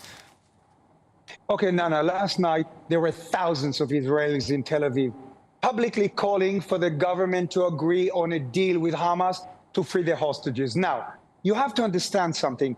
Every single Israeli, whether you are for the government or against the government, wants their hostages freed. Even the Prime Minister, Benjamin Netanyahu, has repeatedly said that freeing the hostages is a government's #1 priority. But the question is, how to achieve that? Do you completely capitulate to Hamas's demands and leave them free to repeat the October the 7th massacre? Or does Israel continue fighting and putting immense pressure on Hamas to leave them with no option but to free the hostages? Look, Nana, I would like to remind you and all your viewers that it is not Israel but Hamas which stands in the way of a deal. Even the U.S. Secretary of State, Antony Blinken, who has been tough towards Israel, said Israel's proposal to Hamas is exceedingly generous. And your own foreign minister, David Cameron, said exactly the same thing. Now, let me show you something.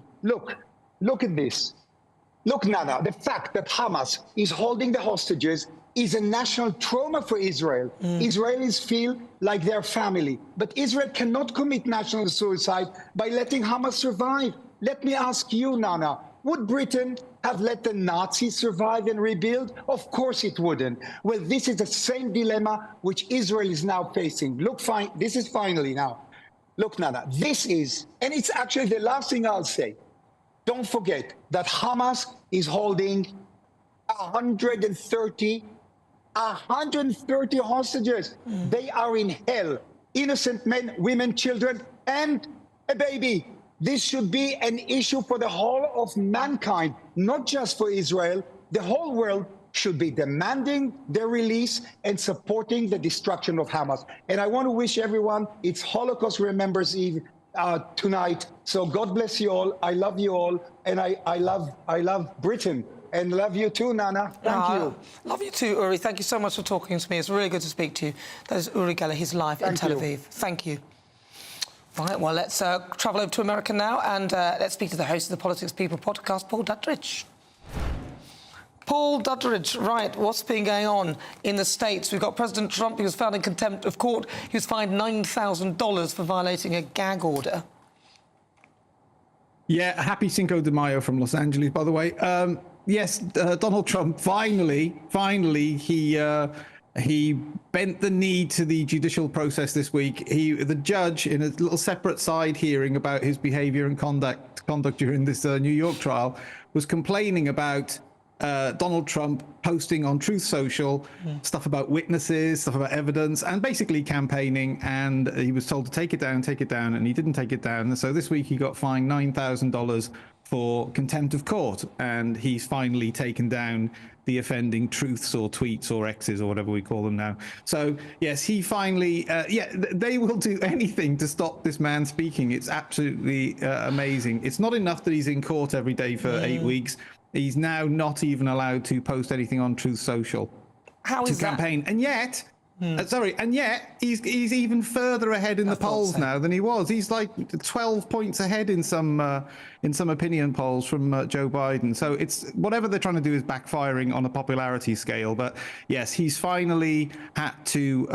And there was talk, I have to say, he was fined $9,000. There was talk of imprisoning him instead. That was actually a possibility, being imprisoned for contempt of court. Quite extraordinary. What's going on with his hair, though? It's sort of square at the back these days.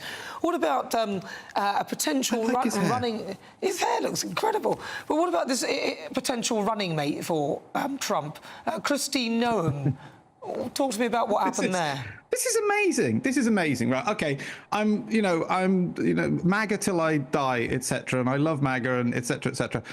But they do shoot themselves almost literally in the foot sometimes. Kristi Noem, governor of South Dakota, she was the shoo-in, the most likely candidate to be the vice presidential running mate for Donald Trump. She's fantastic. She's on message, supportive of Trump. So she released like her autobiography just in the last few weeks, kind of like, setting out her stall for why she is a great VP candidate and why she'd be good for the country. And in that book, she included a story about, I'm so ready for business that one time I shot my dog because it was untrainable.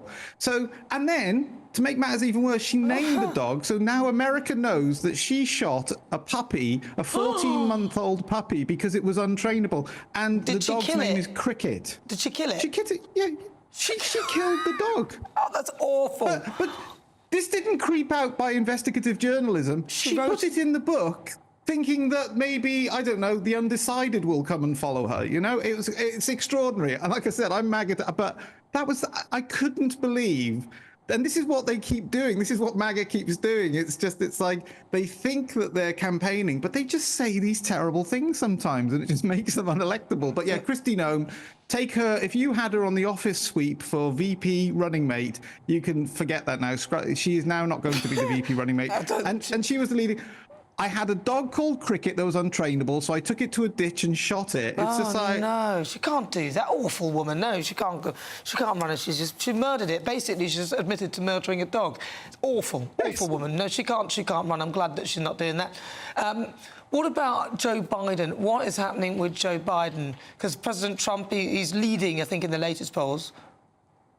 Yes, I think nap time is probably what's happening if we're talking right about now. It's happening with Joe Biden. Yeah, look, campaigning-wise, it's interesting, actually, and this might not cross the Atlantic so much, but the late-night hosts, there was a big article this week about late-night hosts have kind of deliberately decided never to rail on Joe Biden, and they're not going to mock him or criticize him because they see their job as upholding democracy, which is a phrase that's been bandied around with these your local elections this week. And so he's getting a very, very soft ride from the media when actually the students, there was one of these rallies this week that we were talking about, these student rallies at Columbia or every university. Both sides were saying expletive deleted Joe Biden, the pro-Israel side and the pro-Palestine side. So yeah, he's toast, unpopular all over. He's not going to get anywhere at all, is he, Paul? Listen, Paul, always a pleasure. Thank you so much for joining me. That's Paul Dudridge, host of the Politics People podcast. Right, Bill, this is GB News live on TV, online and on digital radio. Still to come, my outside guest. Who is she? Stay tuned to find out. A brighter outlook with Box Solar, sponsors of weather on GB News. Hello, welcome to your GB News weather update brought to you by the Met Office. Still staying rather cloudy in the north tonight, sunny spells and showers on Monday and then something a little bit more settled. But back to the here and now, we've got low pressure dominating, especially across southern parts of England, bringing outbreaks of patchy rain and cloud. And this patchy outbreak of rain and cloud is generally going to fizzle out across southern parts of Wales through the night. But across Northern Ireland and Scotland, we're still seeing some cloudy conditions and often some heavy showers still affecting northeastern parts of Scotland. But in between any clearer spells, we may see some mist and murk developing, but otherwise with a lot of cloud around, temperatures not really falling tonight, lows of around 10 or 11. To start bank holiday Monday then, cloudy conditions remaining across Northern Ireland, parts of Scotland. Northern Ireland perhaps turning dry into the afternoon, but across southeastern England, that's where we see quite a lot of cloud and outbreaks of rain that could turn quite heavy at times. Elsewhere, sunny spells developing, but this will also allow some showers to break out. Some of these could be quite heavy, but in the sunshine, we should see temperatures rising up to around 18 degrees, so feeling quite warm. Through Tuesday then, a lot of dry weather to start the day, but we will hold on to quite a lot of cloud, especially across northeastern parts of the coast of England. But as we go into next week, higher pressure is dominating, plenty of sunshine, settled weather, and also a rise in temperatures. Looks like things are heating up. Boxed boilers, sponsors of weather on GB News. This is GB News live on TV, online and on digital radio. Still to come, my mystery celebrity guest. Well, she's a well-known author and commentator. She's been a psychic for the likes of Princess Diana and George Michael. And in 2018, she appeared on Celebrity Big Brother. Any ideas who she is? All will be revealed very shortly. Stay tuned. Do not go anywhere.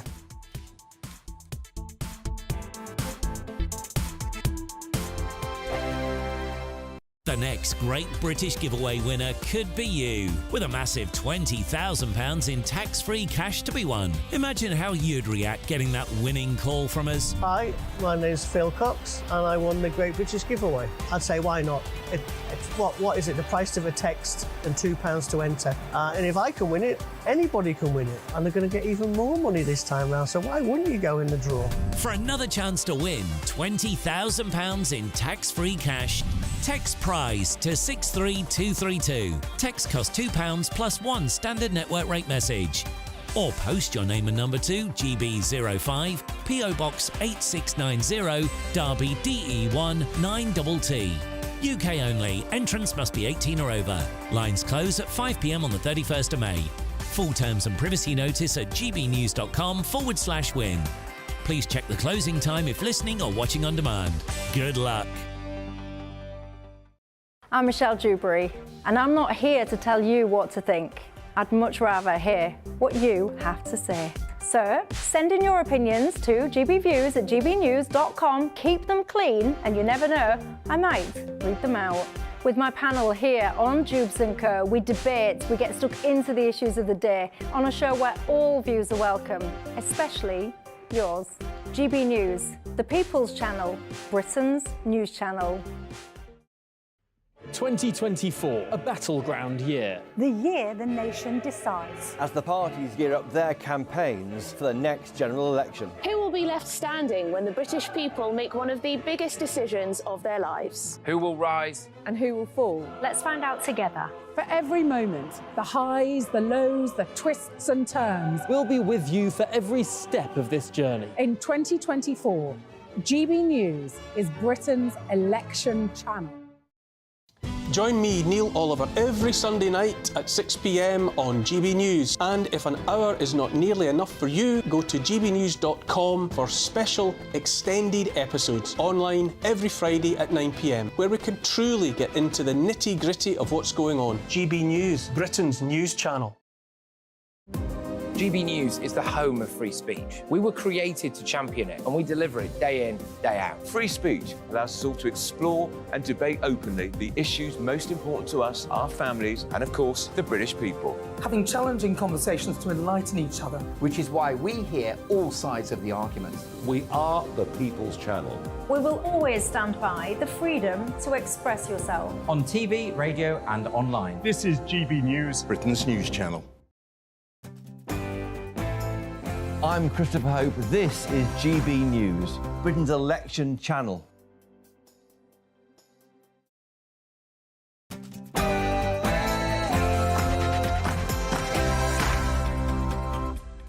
Good afternoon, it is 5 o'clock. This is GB News on TV, online and on digital radio. I'm Nana Akua. Coming up in the Great British Debate this hour, I'm asking, should Labour U-turn on its workers' rights plans? But next, my outside guest will be revealed. Stay tuned though. Oh, not next, I'm still here. It's 5 o'clock. She's coming. Now, listen, let me give you some clues, actually. My celebrity guest this week is well known. She's an author. She's no stranger to a spot of fortune-telling. Uma Thurman, Princess Diana and George Michael were amongst her clients. I'll reveal who she is shortly then for the Great British Debate this hour.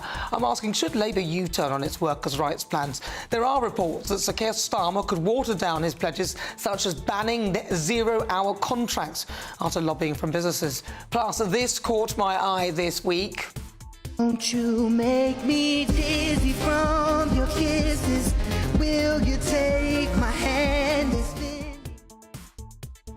In the name of Eurovision. But first, let's get your latest news with Sam Francis.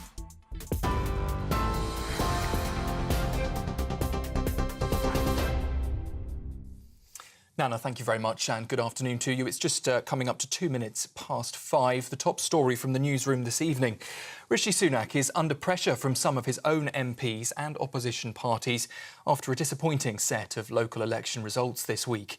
The Conservative mayor for West Midlands, Andy Street, was defeated by Labour's Richard Parker, while Sadiq Khan is beginning his third term as London mayor after securing a majority of 275,000 votes.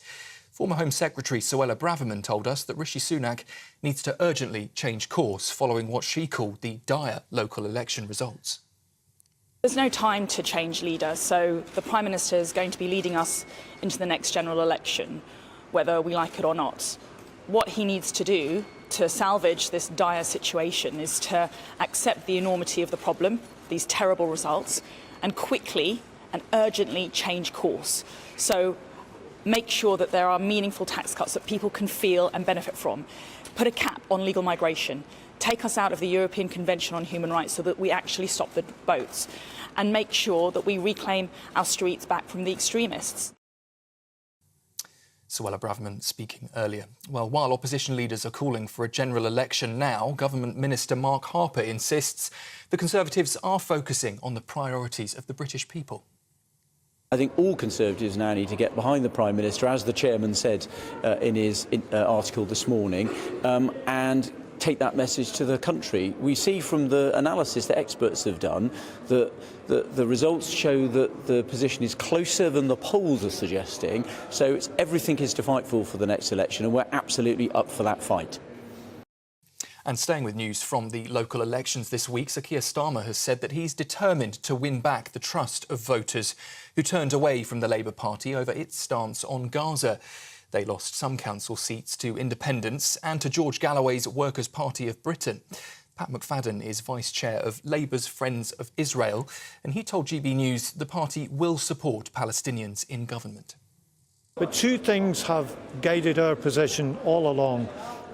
One is the one that you just mentioned, which is Israel's right to defend itself after the appalling attacks on October the 7th. That will remain. We will stick up for that. But we also want to see a better future for the Palestinian people. And if we were to be elected at the coming election, that would be a big foreign policy priority for us. In other news, a candlelit vigil has been held for a teenager who was stabbed in north-east London earlier this week. 14-year-old Daniel Angerin was attacked on his way to school by a man with a samurai sword. 4 other people, including 2 police officers, were also injured in that attack. Marcos Monzo, a Spanish-Brazilian dual national, has been charged with murder and attempted murder. We've also heard today that a 10-year-old girl has died in a house fire in Bradford in the early hours of this morning. Emergency services were called to reports of a blaze in Kingsdale Drive just after 1 a.m. A woman and 3 children did manage to escape the property. They've now been taken to hospital for treatment. Sadly, though, a 4th child was found inside the house and died at the scene. Investigators now working to establish how that fire started. A man has been arrested on suspicion of organising people trafficking across the English Channel. The 38-year-old, who claims to be an Iraqi, was detained in Preston in the early hours of this morning. It relates to crossings that were made in November and December last year. He was detained as part of an investigation into an organised crime network. Benjamin Netanyahu has said that Hamas is still a threat to Israel and that he can't accept their terms for a ceasefire. The terror group wants a pause in fighting, and they say that's in exchange for the release of Israeli hostages. However, the Israeli Prime Minister's refused that deal. He claims those ceasefire terms set out by Hamas would, he says, lead to another 7th of October. And finally, before we head back to Nana, water supplies, we understand, are now gradually being restored to thousands of homes in St Leonard's and in Hastings after a weekend without running water. It follows a burst pipe in remote Woodland on Thursday. Southern Water has issued an apology to its customers in East Sussex, with more than 30,000 properties suffering now their 4th day of disruption. In a statement, the firm said they do hope the full return of supplies will be in place between now and tomorrow morning. For the latest stories, you can sign up to GB News Alerts. Just scan the QR code on your screen or go to our website, gbnews.com/alerts.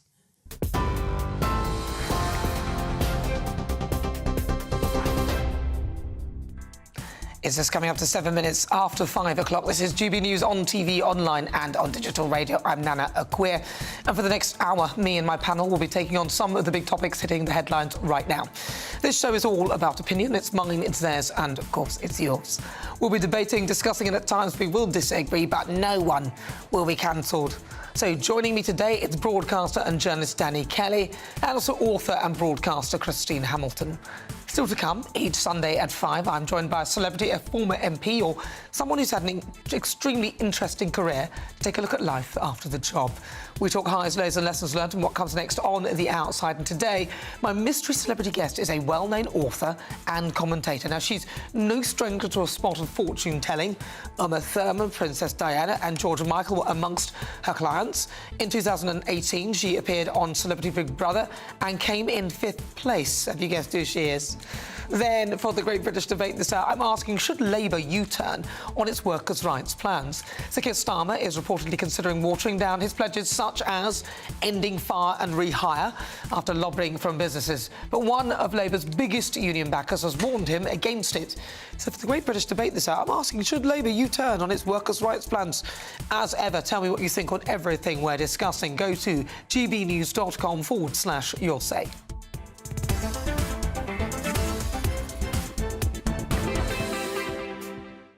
So every Sunday at 5, around about this time, I'm joined by a celebrity, a former MP, or someone who's had an extremely interesting career, to take a look at life after the job. We talk highs, lows and lessons learned, and what comes next on the outside. Now, this week, my guest is a well-known author and a commentator and a psychic. And she's a psychic medium. She had her first psychic experience at 9 months old before she could even walk or talk, and saw her first spirit at the age of 4. Now, she started doing readings for her friends in her 20s and eventually left her career as a dental nurse to become a professional medium. And among her clients, as I said, Uma Thurman, Princess Diana, George Michael. She's been on lots of different successful TV programmes and even embarked on nationwide tours. In 2018, she took part in Celebrity Big Brother. She finished in 5th place. Have you guessed who she is? I'm joined by TV, celebrity, psychic and author Sally Morgan. Sally! Hello! Welcome! Well, you're very welcome. What a wonderful build-up. Well, you've done so much. I have. And, you know, when you mentioned Uma, it was quite funny, really, because when I first saw her in this little house in Fulham, that her makeup artist, who was Robert De Niro's makeup artist and PA, she was the one that sort of got me in touch with her. And of course, she was married to what was his name? Was it Sean Penn then? And of course, I could see things were not Sean Penn. Who was she married to? I can't. Uma Thurman. Yeah, I can't remember. I can't think where they all marry each other. Don't they? Yeah. Well, but basically, and I could see that going wrong, and I don't think she liked that. Oh, really? So she called me back. Yeah, she called me back about I don't know, 4 weeks later, and was really pushing. And it didn't change. And of course, they divorced. So that was quite sad, really, because she was quite angry with me, I think. So you first had your psychic experience at age of 9 months. Now, most people would say, come on, how would you know? What are you talking about? Well, what happened? Well, it was just a really abbreviated version of it. It was when I was 11, my mother was putting some photographs in an album, and there was a photograph of a baby sitting in a pram, and I had forever told her about a story.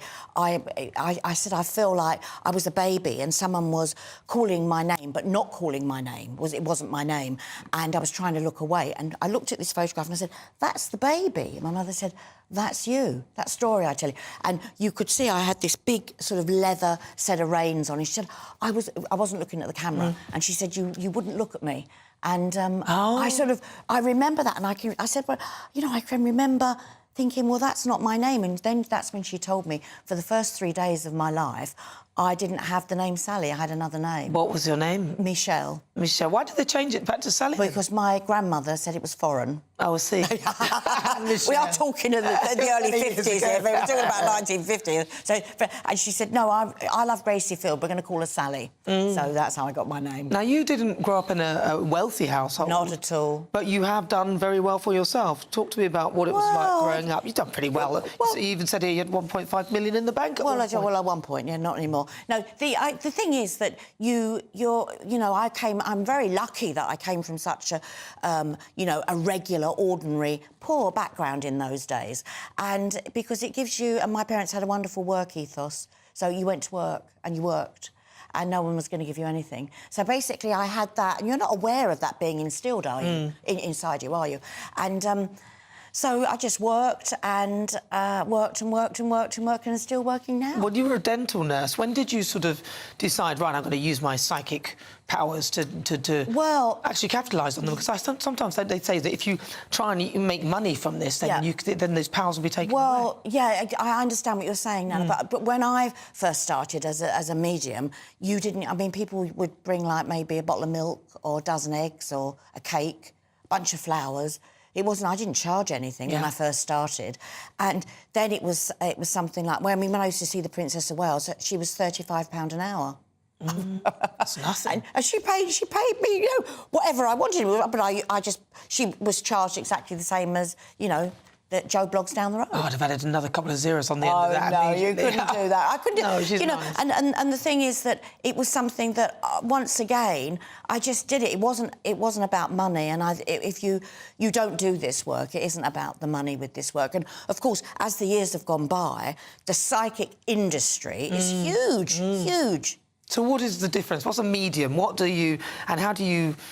You know, obviously you can't give away your tricks, but not tricks, as it were, but you're the tools of trade. But what can you... Well, you see, you've got people that like to be called a clairvoyant, clear view, you know, clairvoyant to see, clear view. Then you've got psychics. Don't ask me where that term came from, which is very sort of generic and covers a multitude of sins. And then you've got people perhaps like myself. I like to be called a medium because I do feel I'm the person in the middle, you know, picking up the energy. My work is about energy. So who are you talking to? Are you talking to the dead and you're bringing in messages? Who am I talking to? Well, I think that, you know, if you want to sensationalise it, you can say, oh, she talks to the dead. But basically, it's harnessing energy around the individual. And it seems to be that the energy is of loved ones that have passed. So I harness that and I just tell you what I feel. Well, go on, then harness it and tell me. Yeah. Well, you have two very important men in your life. One of them was quite naughty, and he, you know, if you sort of went back on his life, he would have been, he was a naughty boy. Is he dead? Yeah, he's dead. OK. And then the other man, both of these men are in spirit around you, and the other man is very much like a father figure, but was possibly a grandfather, but like a father figure, wanted you to be, you know, have a good education, live your life to the full, wanted you to be happy. So a lot of wisdom around that man. The other man may have been his son, who died quite young. But he, as I say, he was quite ruthless and naughty and did some things that, you know, perhaps he would have had his knuckles rapped. Right. Interesting. So you've got quite around you in spirit today. I could see you tomorrow, Nana, it'd be totally different. But today it's very male around you, but that's because you've got some change coming with your work. So you're making decisions and they're there to guide you. Is it? Really? Yeah. Is they good things? Very good things. Very good things. Very, very, very good things. And, you know, you're going to go across the pond, darling. So, what does that mean? Well, America's very big in your life. Ah, I told you a bit about America. You think I was you've got America here, I know, with your programme. No, but you've got America where you could work in America. I could imagine that. Yeah, so that's going to be... Do I turn really, really rich, like billionaire status? Well, I'll definitely come and stay with you because you'll have a swimming pool, won't you? Yeah, you come. You can stay over. Just tell me how I do. Exactly. I'm coming over, yeah. Wow. And do you still... So you still do a lot of this? You're still... I do. I'm on tour. Yeah. I tour, and if you're interested in tickets, just go onto my website, sallymorgan.tv. I've been doing... For 14 years, it's like a loop, you know, and I tour the UK... and all over the world, really, and Australia. And it's that's a really big, important part of my life because I feel that it you know, the possibility of being able to still hear from a loved one that you've lost and you miss so very much, it gives people hope. Do you think that sometimes you're saying things and almost inserting suggestion to people and then they go and do that thing because of what you're... Well, I hope not. I don't think I do. There is no intention ever from me to influence anybody. You know, I just tell you what I sense and what I feel. Can you give us an example of one of the worst things that you may have seen that you don't need to say? Obviously, you're not going to say who they are, but what's like the worst things that you see? Well, I think some of the worst things that I get to see because they happen on a daily basis, especially when I'm on tour, is, you know, I see murders and we had... I can't remember if this is in the book, but, I mean, I know it was filmed. But basically I picked up this man that had been murdered, and then in the second half I picked up the murderer who had died in prison, had committed suicide. And the woman, the wife of the murdered man, stood up, and I got both of their names. And no one stood up in the first half and took the guy and sort of said, yes, that's me, this is the guy that was murdered. But in the second half, I got the man that was the murderer. Wow. And she put her hand up and she said, you just spoke about my husband and I didn't want to put my hand up, but you've actually just picked up the murderer. Gosh. Wow. That's quite amazing. OK, so what about the elections, then? What's your prediction for the elections? Oh, please. I think we can all do that one. Please, you do not need Sally Morgan to tell you this. But Keira's going to be our next Prime Minister. Do you think, will it be a landslide? Definitely, landslide. Very different to Blair, but on par with Blair's landslide. And is it likely that the Conservatives will become the third party? Are they disappearing? Well, I don't think they're disappearing, no, because I think that Sunak he'll be out, and he will literally be out, and they'll have a new leader, and that person will really go to town. But I know everyone is talking about the Reform Party and Nigel and all of that, but I think that the Tories are always going to be that second party. And when do you predict the next general election happening? Well, I think I've said November, but I'll be really honest with you. I never change what I say, but you all have it down what I've said. I've got a feeling October's really important. Do you think it's going to come in earlier? I think in January. I think they're going to cling on. No, I don't think they will. You don't think so? No, I think there's something huge. It's going to be another big scandal in the Tory. Really? Yeah. Do you think? And it will be, and he'll chuck the towel in, and that'll be it. Sally Morgan, really? Sally Morgan predicts. First on GBNews. I said it here. There's going to be another big scandal. You think the election's going to come forward to kind of October time? Potentially, although in your head it was November. Well, I think that we'll get this, something big in October. We're going to hear big rumblings, and then perhaps in November. He's going to have to. Do you know what? And I can't remember if I'm getting this again or. But November the 14th, I think I said. November the 14th. Isn't it? Oh, funny. Well, listen, if people want to catch up with you, find out on your tours, where can they go? Yeah, website, sallymorgan.tv. And, you know, I'm on all, like you, darling, all the socials. A TikTok now as well. Is it TikTok? TikTok. I don't really get and that. Instagram. Well, I wish I understood. I love them. I love them. It's all the youngsters. I want to introduce the next generation into the work that I do because it's so important. Absolutely. Sally Morgan, really lovely to talk to you. Thank you so much. Thank you, darling. Thank you. That, of course, is Sally Morgan, celebrity TV psychic and author. That was Outside. It's just coming up to 19 minutes after 5 o'clock. Coming up, clipbait. Now, this clip caught my eye this week. Won't you make me dizzy from your kisses? Will you take my hand? It's all in the name of Eurovision, of course. We'll discuss that next. It's time for the Great British Debate this hour. And I'm asking, should Labour U-turn on its workers' rights plans? This is GB News.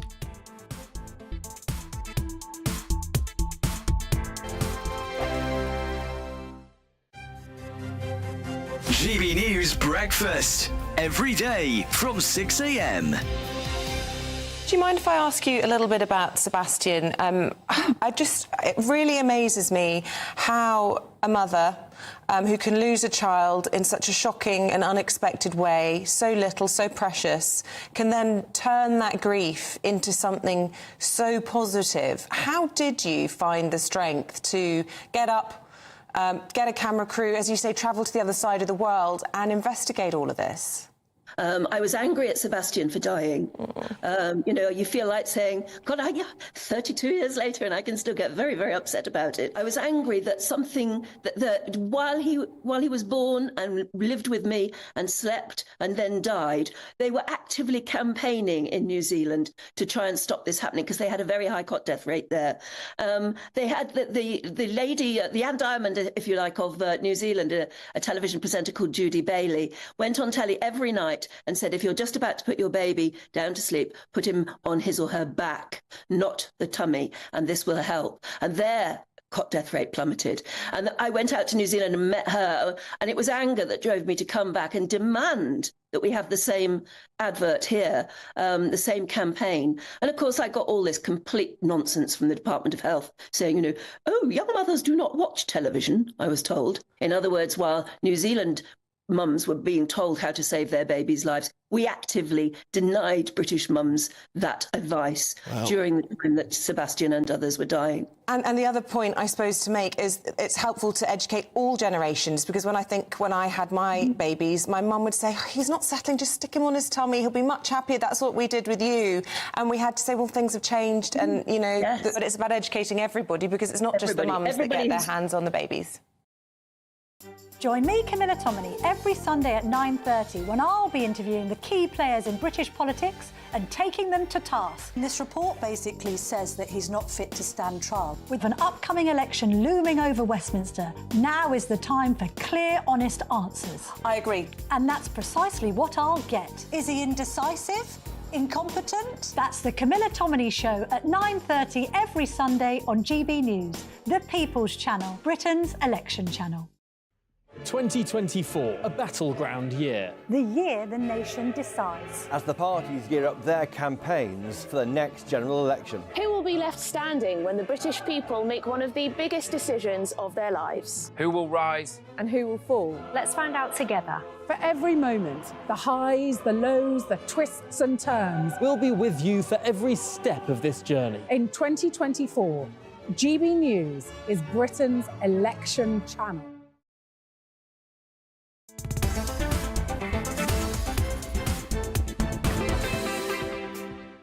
Good afternoon. If you just tuned in, where have you been? This is coming up to 23 minutes after 5 o'clock. I'm Nana Akua. This is GB News. We are live on TV, online and on digital radio. It's time now for the Great British Debate this hour. I'm asking, should Labour U-turn on its workers' rights plans? Now, this comes as Sir Keir Starmer has told that he risks limping into Downing Street if he were to back down in the face of intense lobbying from big businesses.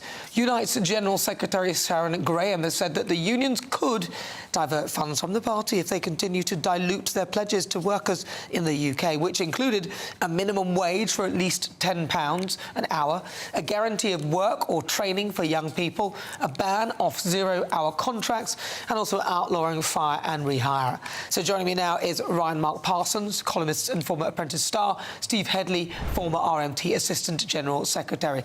I'm going to start with you, Steve Headley. What are your thoughts on this? Because a lot of people actually like zero-hours contracts, and fire and rehire, there are other things that, you know, probably not so much, but it looks like Labour may consider U-turning on that element of their policy. Yeah, it wouldn't surprise me at all. I think Starmer really was a bit of a con artist when he stood for Labour Party leader. He adopted the previous leader's policies, Jeremy Corbyn's policies about renationalisation or certainly bringing things into public ownership. He's dropped that for everything except perhaps the railway. We have the recent retreats on the green policies.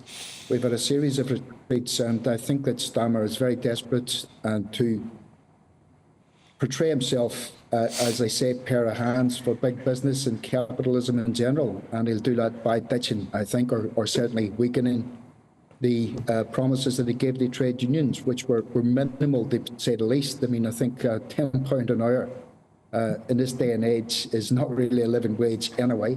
I think that the fact that people don't have employment rights from day one but have to wait 2 years is Dickensian. And the sort of the promises that he did make certainly weren't earth-shattering, but I fully expect him to dilute these. And I think Sharon Graham is right. I don't always agree with Sharon Graham, but the RMT did have a policy and do have a policy where they don't give the Labour Party money just willy-nilly. They support MPs that support their policies. And I think that's it for the trade union movement. They give money to MPs that support the policies of trade union and not just give them to the political party. Well, this is going to be a problem for Sir Keir Starmer, surely, because how is he going to square those circles? Ryan Mark Parsons. Well, I just don't think it's a good idea at all. And this new deal for workers, I was reading into some of these proposed policies, flexible working as a right, making sure that workers can be autonomous, scrapping zero-hour contracts.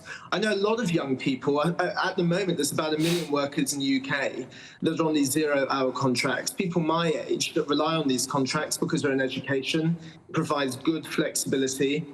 That is something that should stay. And also, it's the fact that I just see it as a step towards being anti-competitive in business. If the Labour government, if there is to be a Labour government, perhaps at the end of this year when we have a general election, we need to be fostering an environment that is friendly to business. And when I'm looking at these pledges that they're looking to implement into legislation, I just don't see it as a step in that direction.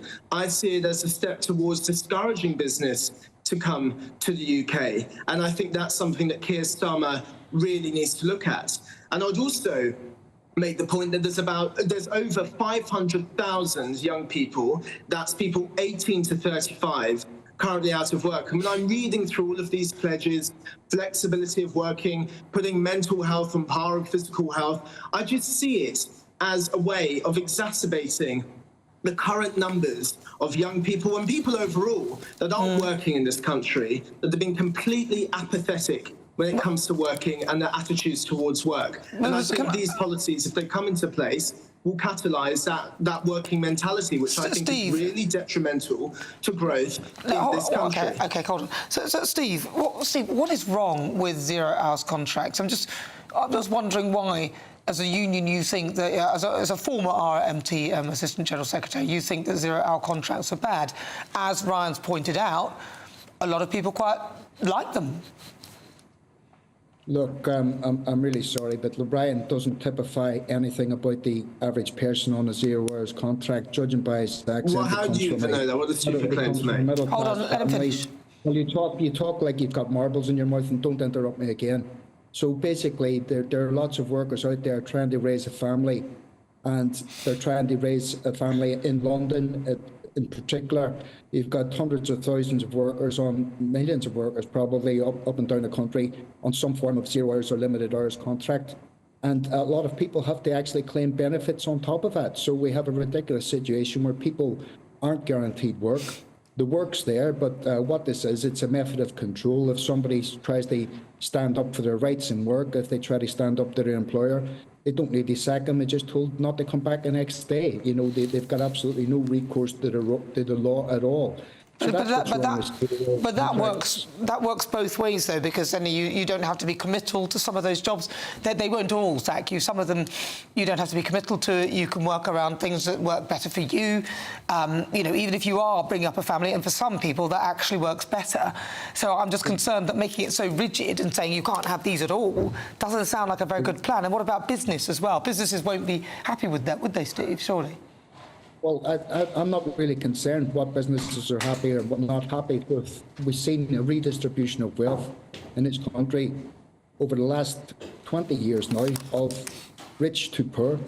And if you look at the GDP, the percentage of GDP that now goes to the elite, the top 1% or the top 0.1%, in relation to what goes to the massive workers out there, it's getting ridiculous. We've got a massive pyramid system on our hands, and that's not sustainable. But they also we can't have people blaming off the state because they can't get enough work from the employer. We can't have people with no employment rights because if they try to speak up for themselves at work, they'll be told not to come back the next day. Well, there might be a small There might be a small percentage of people who would prefer to have some flexible working, but I don't think anybody out there who says that they want to have no guaranteed hours a week. But if that's what people want. If they want no guaranteed hours. Yeah, but you don't. Some jobs, that's the way it is, and for some working mothers, it works better that way. Ryan, Mark. Well, I think Steve is hard of hearing or doesn't understand English. Because There's no need. Hold on. There's no need to insult him. Hold on. Sorry. Hold on. There's no need. We've got an example of you being racist here. No, hold on. Both of you, stop. Nobody will hear anything if you both speak. Okay, so that's not necessary, Ryan. Hold on. It's not necessary, Ryan, to insult him. Please don't do that. Just carry on with what you're saying, Ryan. Well, I said earlier that I know vast ways of people my age, and like you said, Nana, it works both ways with the 0 hour contracts. They need these 0 hour contracts for the flexibility. But also, I'd like to add, over the past few days, it's emerged that Labour is looking to, well, they've already introduced a loophole into these pledges where there will be an option for employees to opt out of the 0 hours contract. So where they said originally it's going to be entirely banned, they've already flip-flopped on that policy change that they've decided to implement if they get into government by making it an option. Okay. So they really have no consistency in their policies. Okay, so listen, we're running out of time. So should they U-turn on their policy of banning 0 hour contracts, etc., should they U-turn, yes or no, Ryan? Yes or no? Absolutely. To remain anti-competitive, just yes or no. Yes or no. Okay, Steve, yes or no? Yes or no? No, but I suspect that they will. And little Tory boy there sitting beside you will be absolutely cock-a-hoop because when he goes into management in a couple of years, like his family background... You don't know that. That's not fair. You don't know all that. He's a little racist. No, he's not. That's not fair. Listen, hold on. Attacking somebody because they're Irish. No, you can't. I don't think he meant that. But Steve, thank you very much for joining. He's trying to set up his next position in the Conservative Party. I don't know about what party he represents, but that's not fair, Steve. Come on, let's play fair. Steve Headley, thank you very much, former RMT Assistant General, and also Ryan Mark Parsons, economist and former Apprentice star. Right, you're with me. I'm Nana Akua. This is GBNews on TV, online and on digital radio. Coming up, we'll continue with the Great British Debate this hour, and I'm asking, should Labour U-turn on its workers' rights? You'll hear the thoughts of my panel, and also... but first, let's get your latest news headlines with Sam Francis.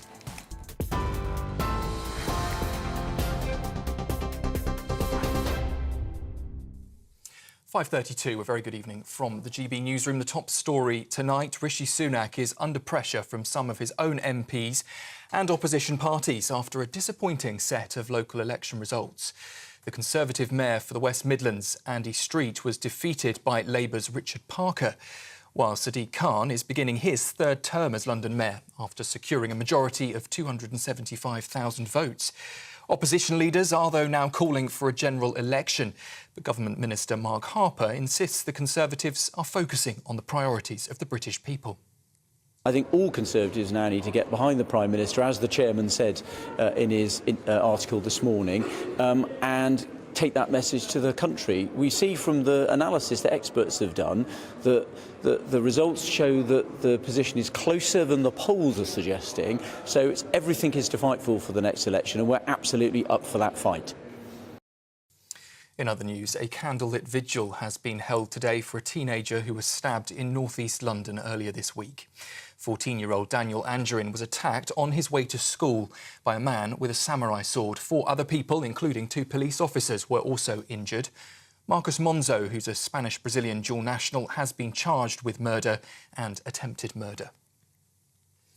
A man has been arrested on suspicion of organising people trafficking across the English Channel. The 38-year-old, who claims to be an Iraqi, was detained in Preston in the early hours of this morning.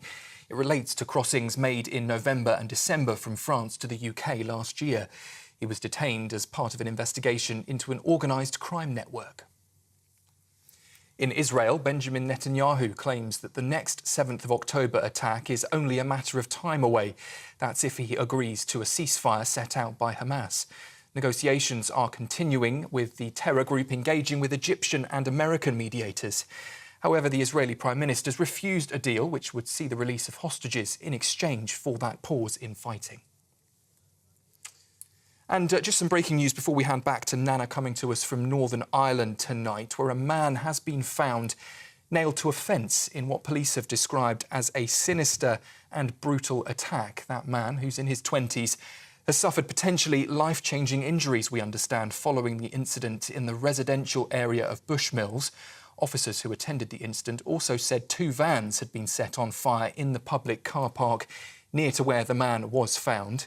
And police are now appealing for anyone with information or who may have dashcam footage to urgently call 101. Those are the headlines. More to come throughout tonight. Until then, you can sign up to GB News Alerts by scanning the QR code on your screen or go to gbnews.com/alerts.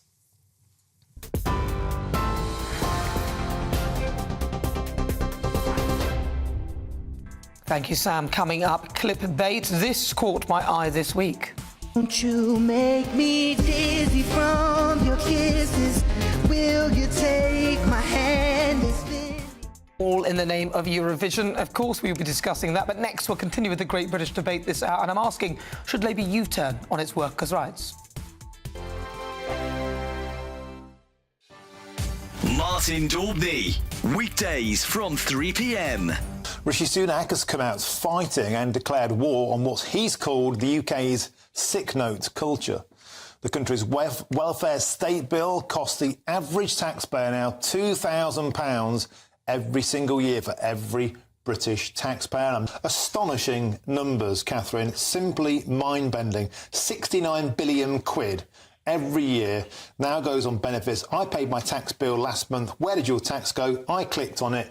Long-term sickness and benefits is now second only to the NHS on what we spend our tax pound on. This is simply unsustainable. That's exactly what the Prime Minister said. 69 billion a year on long-term sick and disability benefits, projected to rise to 90 billion by the end of the next Parliament if nothing has done. As he said, it is totally, totally unsustainable. And the message from Rishi Sunak really is, tough love. You're going to take your medicine. It's going to be good for you. You may not like it. Let's have a look at what he had to say earlier. Everyone with the potential should be supported. And not just to earn, but to contribute and belong. And we must never tolerate barriers that hold people back from making their contribution and from sharing in that sense of self-worth that comes from feeling part of being something bigger than ourselves. And that is why this is a moral mission. and why the value of work is so central to my vision for welfare reform. Certainly, Rishi Sunak said in the speech, in the period since the pandemic, something has gone wrong. Of course, millions of people had their wages paid by furlough. Now, that was an entirely artificial situation in an exceptional circumstance, but quite a lot of people left the workplace and simply haven't come back. Sunday nights on GB News. From 6, Neil Oliver. At 7, it's Free Speech Nation with Andrew Doyle. At 9, Mark Dolan. And at 11, get set for the week ahead with headliners. Tomorrow's papers tonight. GB News, the People's Channel, Britain's news channel. I'm Andrew Doyle. Join me at 7 o'clock every Sunday night for Free Speech Nation, the show where I tackle the week's biggest stories in politics and current affairs with the help of my 2 comedian panellists and a variety of special guests. Free Speech Nation, Sunday nights from 7 on GB News, the People's Channel, Britain's news channel. Every Sunday from 11, join Michael Portillo. There will be topical discussion, looking at the week before and the week to come. So kick back and relax at 11 a.m. on Sundays on GB News with me, Michael Portillo. GB News, the People's Channel, Britain's news channel.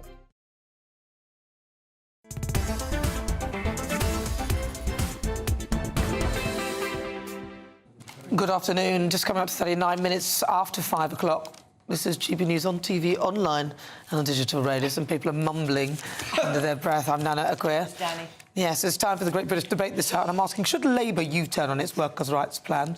It comes as Sir Keir Starmer is reportedly considering watering down his pledges, such as ending fire and rehire, banning zero-hours contracts, this is all part of his plan, and reversing anti-strike legislation. That was, of course, the thing where you had to have a minimum level of work after lobbying from businesses.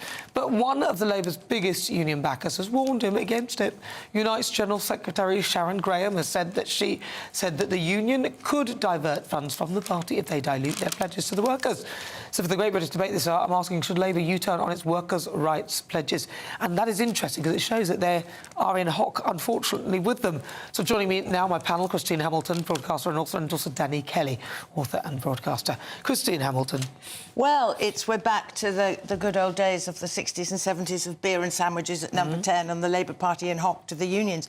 And when, can't remember her surname, Sharon whatever, she's talking about millions of pounds. This isn't just a tenner to the Labour Party, this is millions. And the Labour Party would be not hold below the waterline, but seriously damaged if they didn't get money from the unions. So they do have to be fair. And the whole thing is a balance. And the businesses are going to be pulling in one direction. I mean, I don't see anything wrong with 0 hours under certain circumstances. I mean, I'm on 0 hours, basically, most of the time. They work I'm not saying I'm typical, by the way, before the Twitterati gets going, but they work for certain people. And the media are, BBC and newspapers and things, employ a lot of people on 0 hours. And The Guardian had a great big article saying that the 0 hours were appalling. They use 0 hours. So, it's a balancing act. I don't know how many Labour... You do know they definitely use 0 hours at The Guardian? I have read. So in an article? I can't say it's necessarily true, but I saw it in the newspaper. OK, so... But I don't know how many Labour MPs or ministers have ever actually run a business, if they know what it's like. That's Keir Starmer. Do we know if he's run a business? No. I don't know. I think his father was a businessman. There's not a lot of it. Too many politicians of all sides now have gone straight from university to being a researcher to working for an MP, and then in they go, and they haven't actually had real practical experience of running a business. So, yes, they're bound to dilute their proposals, but the unions are going to, it's going to be a balancing act. What was he thinking, though, getting rid of 0 hours contracts? That's not going to work in any... You can't just get rid of them like that. Danny Kelly. But also, Labour Party need the unions and the unions need Labour Party. They need each other. And Keir Starmer ain't stupid. He knows this. The Labour Party... Sorry, the unions aren't going to start throwing £29 million towards the Tories. There's a clue in the name. Labour. It's a party set up to look after the rights of the men and women who work. And there's a a clue there. So the unions need Labour, and it's a balancing act. It's a negotiation. The success of Tony Blair for his 3 terms, I believe, was it 3 terms? Yeah. Was the fact that there was a balancing act between socialism and capitalism. We live in a country that is a small C conservative. You know, my fellow bald brother from Ireland who lost his temper about throwing the race You card. might get upset you calling him bald. No, my fellow bald brother, the union lad. I was listening to a fascinating debate, and someone said you haven't got a grasp of English or whatever, and the kid took it in the wrong way, in my humble opinion. You know, those days, I think, are gone. You know, I remember broadcasting in Birmingham, and before I was broadcasting in Birmingham, there was a guy called Red Robbo. That was his nickname. Oh, I remember Red Robbo. At the Land Rover, the Rover plant. And I heard stories where they would just walk out over the most trivial of matters. You know, if there was we've seen the mass strikes that we've had over the last year with a lot of the services punishing commuters and, you know, the NHS and everything else like that. So this could be a taste of things to come. Look, Keir Starmer knows if he wants to be successful, he can't be hard left. He knows this. He's not Jeremy Corbyn. Yes, no one would vote for Corbyn. Well, sorry, of course, lots of people would vote for Corbyn. But not enough. But they wouldn't vote him in. No. And that's the difference. He needs to be like Tony Blair. The key to power is capturing the middle ground, and Starmer knows that very well. Yeah, he ain't soft. Which is why he sits on the fence pretty much on everything. So should he U-turn on this then? Because he will have to U-turn on it. But what are the unions though? He's been warned. Well, I don't think he should It'll U-turn. be a tug of war. So you think that he should stick with the idea of keeping zero-hour contracts, not banning zero-hour contracts, banning fire and rehire, which I don't think that's a bad thing. I think you shouldn't be able to do that. I think if he makes a pledge and people vote on his pledges, I think he needs to have the courage of his conviction, whether it's popular or unpopular. Do you mean will he draw back before the election or will he draw back after Well, he'd have the to be election? honest about what he's doing. That brings in your point about the pledge. Well, listen, this show's nothing without you and your views. Let's welcome some of our great British voices. Their opportunity to be on the show and tell us what they really think about the topics we're discussing. I've got, how many of you? I've got 4 of you today, 3 of you even. I'm going to start with you, Julie Ford. What do you think, then? Is Keir right to U-turn on this policy that says that he's going to ban fire and rehire and ban zero-hours contracts? I don't think he's right to U-turn, no. I mean, it's about time we had politicians that actually stuck to the things that they said they were going to do.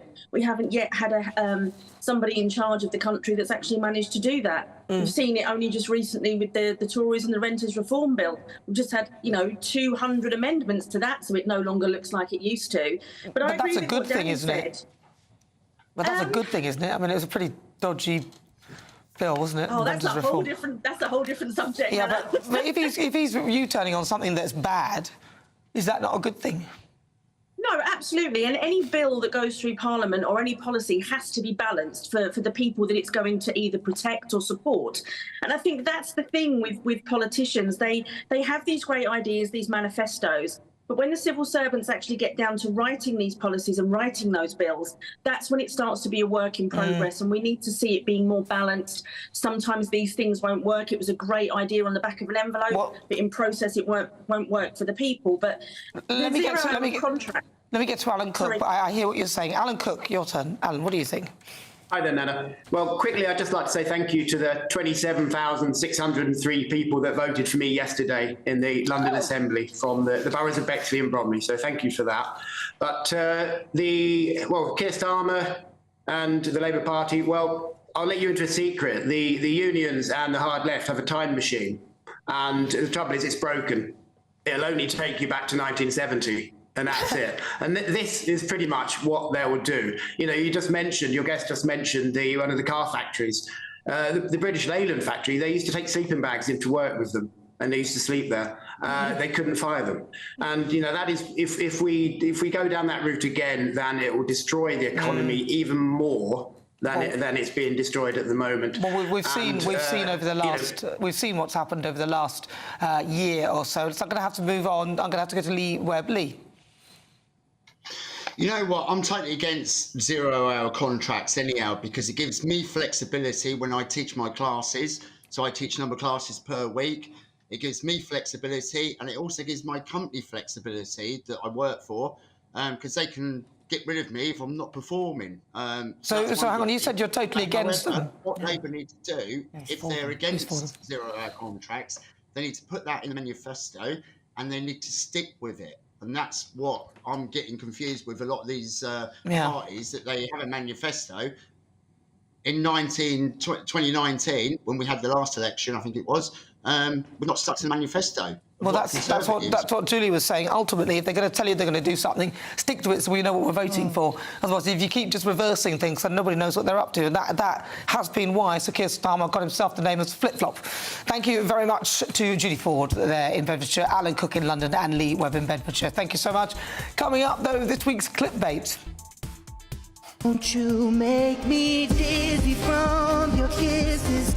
Will you take my hand and spin? Yes, this was this year's Eurovision contestant, Ollie Alexander. Next, though, on the way, Supplement Sunday, where my panel and I discuss some of the top stories that caught their eye.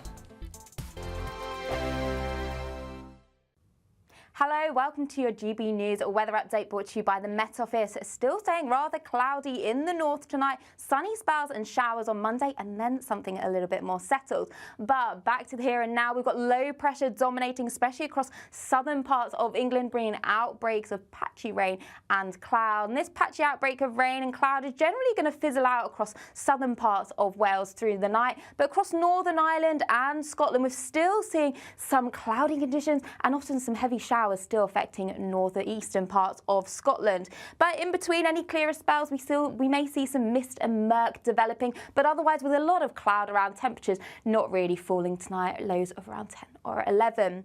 To start bank holiday Monday then, cloudy conditions remaining across Northern Ireland, parts of Scotland. Northern Ireland perhaps turning dry into the afternoon, but across southeastern England, that's where we see quite a lot of cloud and outbreaks of rain that could turn quite heavy at times. Elsewhere, sunny spells developing, but this will also allow some showers to break out. Some of these could be quite heavy, but in the sunshine, we should see temperatures rising up to around 18 degrees, so feeling quite warm.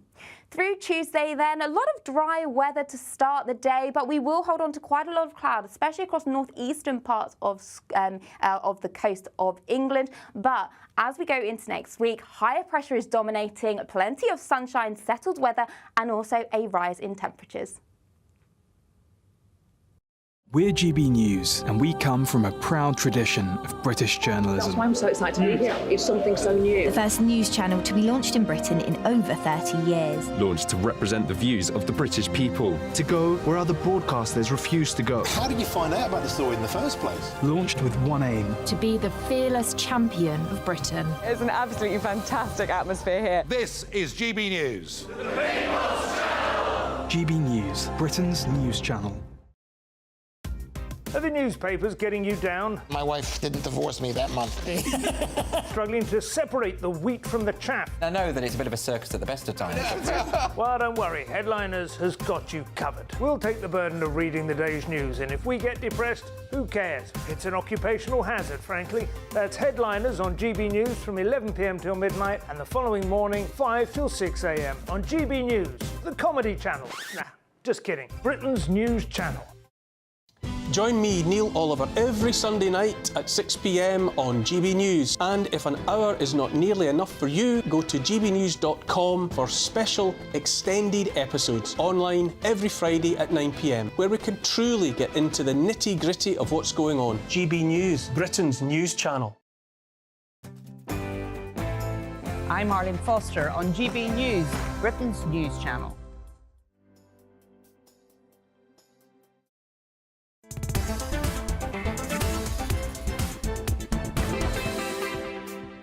"51 minutes after 5 o'clock, it's time for clipbait. Just take a look or listen to this. Won't you make me dizzy from your kisses? Will you take my hand and spin me round and round until the moment never ends? Make me dizzy from your kisses. Will you take my hand? Take me back to the beginning again.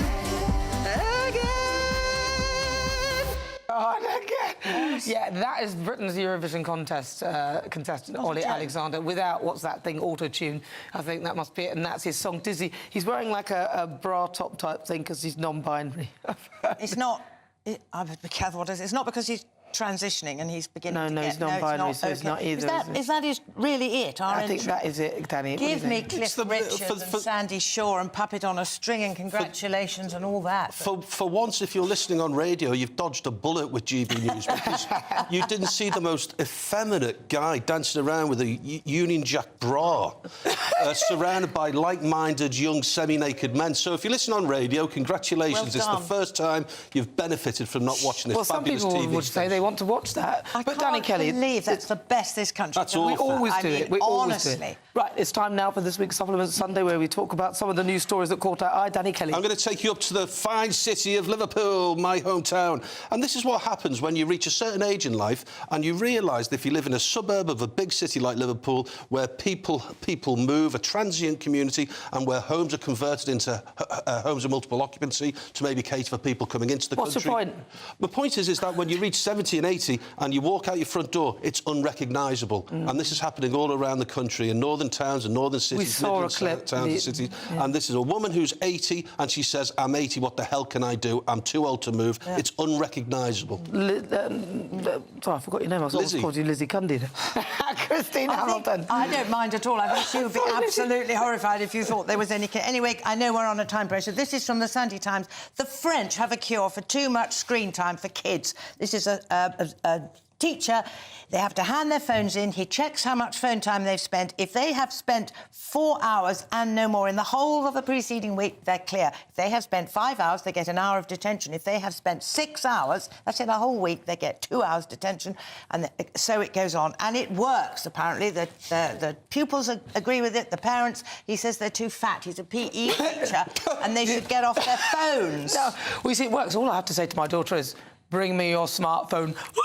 That's the end. It works like a treat. You're a strict mother. I do. Gosh. Well, listen, this hour, if you just joined me, during the show, we've been asking, should Labour U-turn on workers' rights and their plans? According to our Twitter poll, 50.5% of you say yes, 49.5% of you say no. And then earlier in the show, I asked, is this a wake-up call for the Tory party? Is this what they needed?